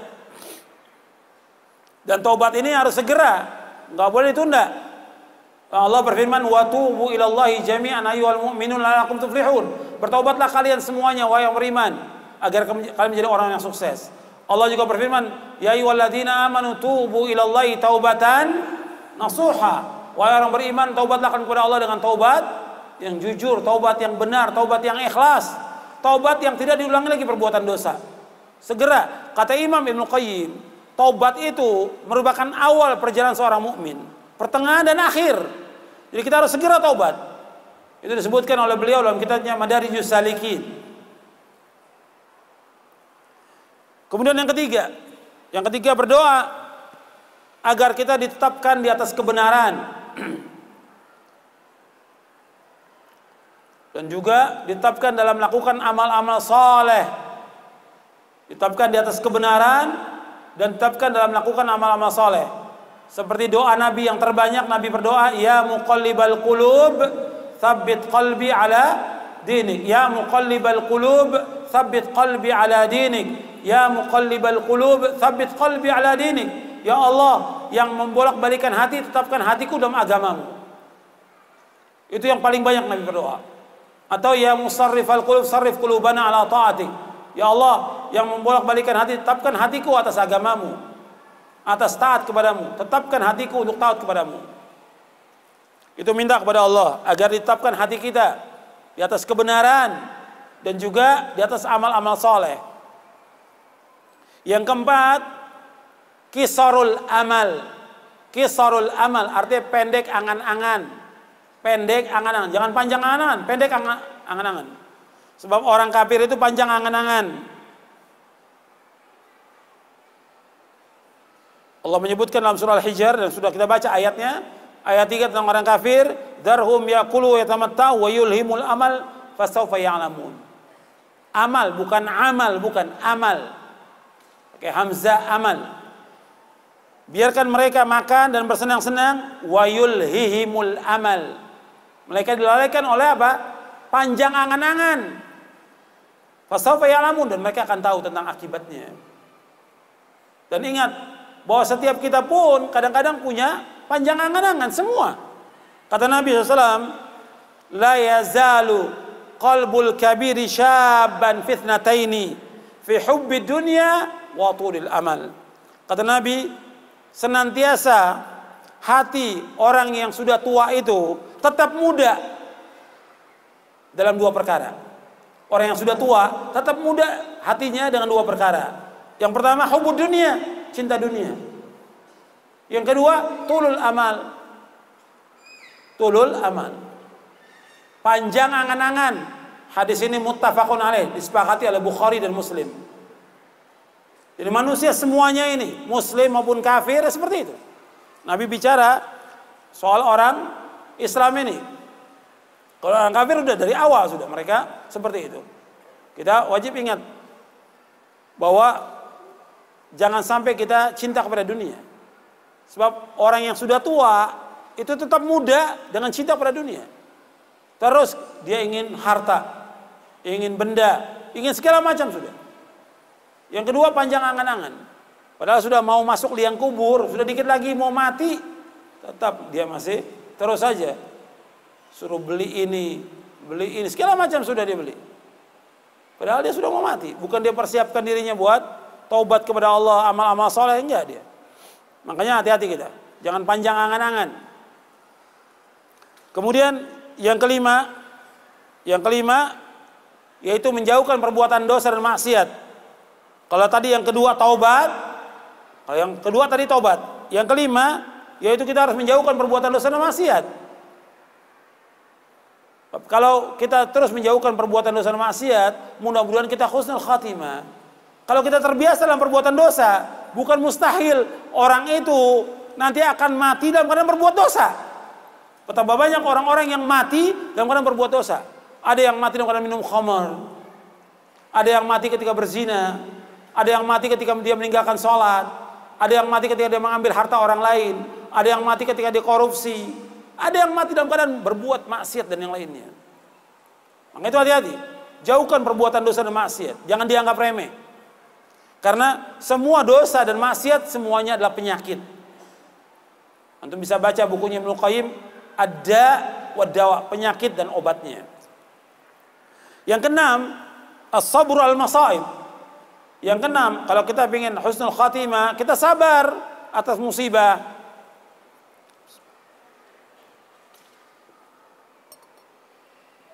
Sabar atas musibah. Musibah ini banyak. Penyakit, kematian, kehilangan harta, kurangnya buah-buahan, dan yang lainnya. Kita wajib sabar.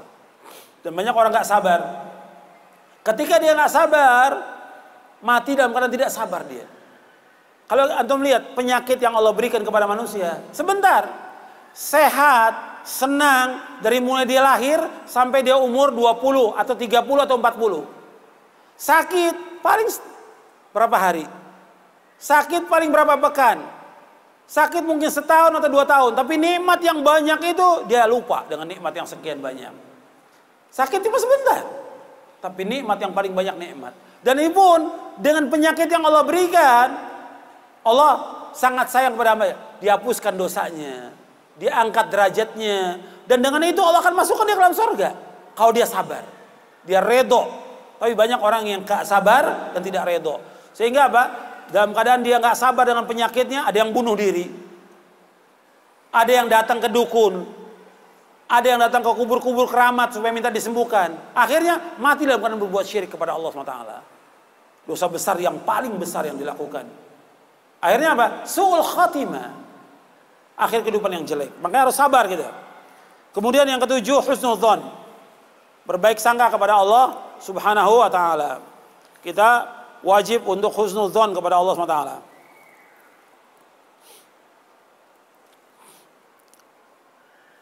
Yaitu diantara cara-cara untuk mendapatkan husnul khatimah. Selanjutnya, kita harus takut kepada Allah untuk bisa efisien terhadap waktu ini.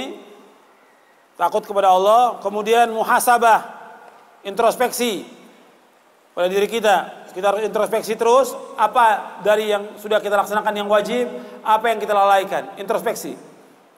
Sebab Allah berfirman, ya ayyuhalladzina amanu taqullaha wal tanzur nafsum ma qaddamat lighad wattaqullaha innallaha khabirum bima ta'malun.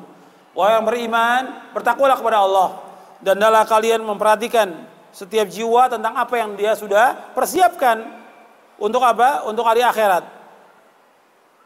Apa yang dipersiapkan? Bertakwalah kepada Allah dan Allah mengetahui apa yang kalian kerjakan. Jadi kita harus muhasabah. Kemudian yang keenam, berdoa kepada Allah. Selalu berdoa agar Allah memberikan kepada kita taufik, memberikan kepada kita kemudahan. Dan saya sebutkan di sini, kita berdoa kepada Allah agar Allah memberikan kepada kita kemudahan untuk bisa mengatur waktu, mudah untuk tunduk kepada Allah, agar lisan kita jujur, anggota tubuh kita khusyuk, dan diberikan taufik oleh Allah untuk bisa menjaga waktu. Doa kepada Allah siang dan malam. Kemudian yang ketujuh, memupuk semangat yang tinggi. Dan doa ini penting, doa ini manfaat ya. Jadi kita harus berdoa dan Allah menyuruh kita untuk berdoa. Wa qala rabbukum ud'uni astajib lakum. Berdoakan kepada aku akan kabulkan doa kalian. Makanya kalau kita belum bisa mengatur waktu, doa kepada Allah agar kita bisa mengatur waktu. Tinggal antum berusaha untuk mengatur waktu itu dengan sebaik-baiknya setiap hari. Robah pola hidup kita, harus kita robah. Kemudian memupuk semangat yang tinggi. Seorang mukmin itu harus semangat tinggi dalam berbuat kebajikan. Nggak boleh lemah, nggak boleh malas, nggak boleh futur. Seorang mukmin nggak boleh lemas, seorang mukmin nggak boleh malas, nggak boleh lemah, nggak boleh futur. Perhatikan itu. Kadang-kadang dia lemah, nggak semangat. Ini faktornya karena kurang keikhlasan dia kepada Allah. Faktornya karena kurang ikhlas. Dan kurang dia menuntut ilmu syar'i. Dan juga kurang mengamalkan ilmu syar'i. Maka dia harus semangat. Orang mukmin harus semangat. Dan berlomba-lomba dalam kebajikan. Nggak boleh dia lemah. Terus dia harus berusaha yang terbaik. Kalau dia mencari nafkah, dia semangat. Dagang semangat. Kenapa untuk ngaji nggak semangat? Kenapa nuntut ilmu nggak semangat? Kenapa baca Quran nggak semangat? Kenapa melakukan amal soleh nggak semangat? Kenapa bersedekah nggak semangat? Kenapa berbuat baik pada orang tua nggak semangat? Kenapa bangun malam nggak semangat? Kenapa? Berarti semua amal-amal soleh. Antum lihat sini, para nabi dan rasul yang mereka sudah dijamin dengan sorga, mereka nggak berpangku tangan. Saya sudah dapat jaminan sorga, udah cukup, udah nggak perlu lagi beramal soleh. Tidak. Hatta Nabi Muhammad SAW terus melakukan amal-amal soleh. Nabi-nabi, antum lihat di sini di dalam surah Al-Anbiya ayat 90, mereka semangat. Innahum kanu yusari'una fil khairat wa yad'una raghaba wa rahaba wa kanu lana khashi'in. Mereka para nabi dan rasul bersegera dalam melakukan kebaikan-kebaikan dan berdoa kepada kami pada waktu mereka berdoa kepada kami dalam keadaan takut dan harap, dan mereka khusyuk kepada kami. Jadi mereka ini adalah orang-orang yang semangat dalam berbuat kebajikan. Dan Nabi juga bersabda SAW, Inna Allah Ta'ala karimun yuhibbul karam wa yuhibbu ma'alil akhlaq wa yakrahu sifsafaha. Allah itu karim, Allah itu mulia. Allah mencintai orang yang karim, yang dermawan. Allah mencintai akhlak yang tinggi, akhlak yang mulia, dan Allah membenci perkara-perkara yang rendah dan hina. Ada ini sahih ya Tabrani dalam kitabnya Mu'jamul Kabir, Abu Nuaim dalam kitabnya Hilyatul Auliya. Jadi Allah itu karim, dermawan. Allah mencintai orang-orang yang dermawan. Allah juga mencintai akhlak yang mulia, yang tinggi, dan Allah membenci akhlak yang rendah. Kalau kita lemah, malas, ini akhlak yang rendah. Lemah, nggak semangat, malas, ini akhlak yang rendah. Allah mencintai akhlak yang mulia, dan Allah tidak suka kepada akhlak yang rendah. Kita harus bersemangat dalam kita menuntut ilmu, semangat dalam menggunakan waktu kita untuk melakukan amal soleh. Jangan lemah kita. Nabi juga bersabda SAW, al-mu'minul qawiyyu khairun wa ahabbu ila Allah minal mu'minid dha'if wa fi kullin khairun ihris ala ma yanfa'uka wasta'in bila wala ta'jaz. Orang mukmin yang kuat lebih baik dan lebih dicintai oleh Allah daripada mukmin yang lemah. Dua-duanya ada kebaikan. Masalah imannya. Kata Nabi, ihris ala ma yanfa'uka, berkemauan keras kepada yang bermanfaat bagi kamu. Wasta'in billah, minta tolong kepada Allah, wala ta'jaz, jangan lemah. Jadi kita harus punya kemauan yang keras dan minta tolong kepada Allah dan jangan lemah. Kemudian saya sebutkan di sini diantaranya kita harus banyak membaca Al-Quran, baca hadis Nabi, membaca kisah orang-orang yang soleh. Kemudian juga berdoa kepada Allah. Kemudian juga membaca dan mengingat tentang keadaan hari kiamat, surga, neraka. Kemudian melaksanakan ketaatan dan sabar, istiqomah, dan selalu berpikir untuk yang bermanfaat. Jadi ikhwan fiddin, ini antum perhatikan. Jadi kita harus ingat bahwa waktu itu cepat berlalu. Kita betul-betul harus kita gunakan waktu ini. Antum lihat ya, tentang ciri dari waktu di halaman 108. Halaman 108 sampai halaman 111. Jadi waktu itu punya ciri dia paling berharga, lebih berharga dari emas dan perak waktu ini. Kemudian waktu itu sangat terbatas. Waktu itu cepat berlalu dan tidak akan kembali. Dan waktu itu berlalunya dengan cepat. Makanya betul-betul kita harus gunakan waktu ini dengan sebaik-baiknya. Nggak boleh kita sia-siakan. Makanya disebutkan oleh Yahya bin Hubairah al-Baghdadi, kata beliau, al-waqtu anfasu ma'uita bihifdhihi wa arahu ashal ma'alaika yadhi'u. Waktulah yang paling berharga untuk engkau jaga, dan aku melihat waktu itulah yang paling mudah hilang dari dirimu. Jadi waktu ini kita harus jaga betul-betul.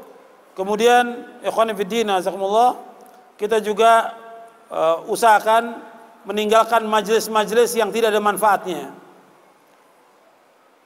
Ya, apakah itu telepon, SMS, ngobrol, majelis, atau apa saja, pekerjaan yang tidak manfaat, tinggalkan. Kita harus tinggalkan semuanya. Sebab Nabi bersabda, min husni islamil mar'i tarkuhu ma la ya'ni. Kebaikan Islam seorang meninggalkan apa yang tidak bermanfaat. Jadi majelis yang enggak bermanfaat tinggalkan. Kemudian jangan tunda-tunda. Apa yang bisa kita lakukan sekarang, kita lakukan. Jangan ditunda. Makanya ikhwani fiddin azakumullah, kita berusaha bagaimana memperbaiki keadaan kita. Antum lihat bab yang ke-6 yang terakhir yang saya akan bahas, yaitu tentang bagaimana kita memperbaiki keadaan kita. Jadi kita memperbaiki masa lalu dan masa yang akan datang. Ini saya ambil dari penjelasan Al-Imam Ibnu Qayyim. Antum lihat bab yang ke-6. Jadi waktu yang telah lalu diperbaiki dengan cara apa? Dengan menyesal, dengan bertaubat, dengan istighfar. Saya ulangi, waktu kita diberikan oleh Allah, kata para ulama, cuma 3 hari atau 3 waktu. Waktu yang lalu, yang sekarang, akan datang. Waktu yang lalu, kita ini semua sama. Waktu yang lalu, saya, antum, kemudian para penguasa, para raja, orang kaya, pejabat, sama semuanya. Semuanya sama. Waktu yang lalu kita sudah banyak berbuat dosa dan maksiat. Saya dan antum sama. Waktu yang lalu itu banyak kita sia-siakan waktu kita dengan perbuatan yang dosa, perbuatan maksiat, perbuatan yang tidak disukai oleh Allah. Nah sekarang bagaimana? Kita introspeksi, kita taubat kepada Allah, minta ampun kepada Allah, kita menyesali semuanya. Kemudian yang kedua, waktu yang akan datang. Yang akan datang diperbaiki dengan mencegah dia perbuatan dosa. Itu yang akan datang. Jadi waktu yang lalu dengan bertobat, yang akan datang dengan kita mempersiapkan diri jangan sampai kita berbuat dosa dan maksiat. Tapi yang akan datang belum tentu kita dapat. Yang akan datang, yang besok belum tentu kita hidup. Maka yang paling penting sekarang waktu yang kapan? yang sekarang ini, yang hari ini kita kerjakan. Itu yang manfaat. Kita perbaiki dengan melakukan amal soleh. Tinggal kita atur waktu kita. Jadi antum berusaha hari-hari ini melakukan bekal. Antum atur. Antum bikin jadwal sendiri. Ini bagaimana mengefisien waktu. Antum jadwal dari mulai subuh antum bangun atau sebelum subuh. Antum bangun jam 3 atau jam 4. Atur. Jam 4 antum bangun, sholat tahajud, sholat witir. Kemudian istighfar. Minta ampun kepada Allah. Wabil asharihum yastaghfir. Waktu sahur mereka minta ampun kepada Allah. Kemudian sholat subuh berjamaah. Karena laki-laki wajib sholat berjamaah di masjid. Kemudian zikir pada subuh. Zikir pada sholat. Kemudian zikir pagi. Kalau bisa kita ada waktu lagi sampai syuruk. Kalau nggak bisa, pulang baca Quran sedikit. Berapa ayat baca Quran. Kita harus punya target. Kita menghatamkan Quran dalam sepekan 30 juz. Atau 2 pekan. Atau sebulan. Pokoknya target kita sebulan hatam. Berarti 1 hari berapa juz? 1 juz. Ada target kita. Pagi berapa lembar, siang berapa lembar, atau sore berapa, atau malam berapa lembar. Ada target. Kemudian setelah itu kita waktu makan, waktu mandi, kemudian kerja atau dagang atau sebagai penuntut ilmu, antum masuk ke sekolah, kelas. Itu apa yang kita baca? Yang di rumah ibu-ibu, apalagi setelah suaminya makan sarapan, pergi, anak sekolah pergi, apa yang dilakukan di rumah? Ada buku yang bisa dibaca, ada bisa baca Al-Quran, tinggal atur waktu. Kalau masih ada anak kecil, ya umumnya dia bermain, tinggal kita lihat permainan dia. Kalau dia tidur, kita bisa gunakan waktunya untuk baca. Baca bisa semuanya, semua orang bisa, tergantung bisa ngatur waktu atau tidak. Jadi waktu pagi apa yang dikerjakan, waktu siang apa yang dikerjakan. Ketika kita masuk kelas, guru nggak ada, apa yang kita baca? Ketika menunggu ustadz, apa yang kita baca? Ketika menunggu pekerjaan, apa yang kita baca? Ketika kita di bis, menunggu kereta, apa yang kita baca? Zikir apa yang kita lakukan? Zikir kepada Allah SWT. Waktu itu bisa kita atur. Kita yang ngatur waktu itu. Kemudian siang apa yang kita lakukan? Kemudian sore, setelah sholat asar kita zikir pada sholat. Kemudian zikir sore kita baca. Kemudian kita murajaah sedikit bacaan Quran kita. Kemudian apa lagi yang bisa kita lakukan? Bantu istri, bantu orang tua. Apa lagi yang bisa kita lakukan? Pada maghrib baca Quran sampai isya.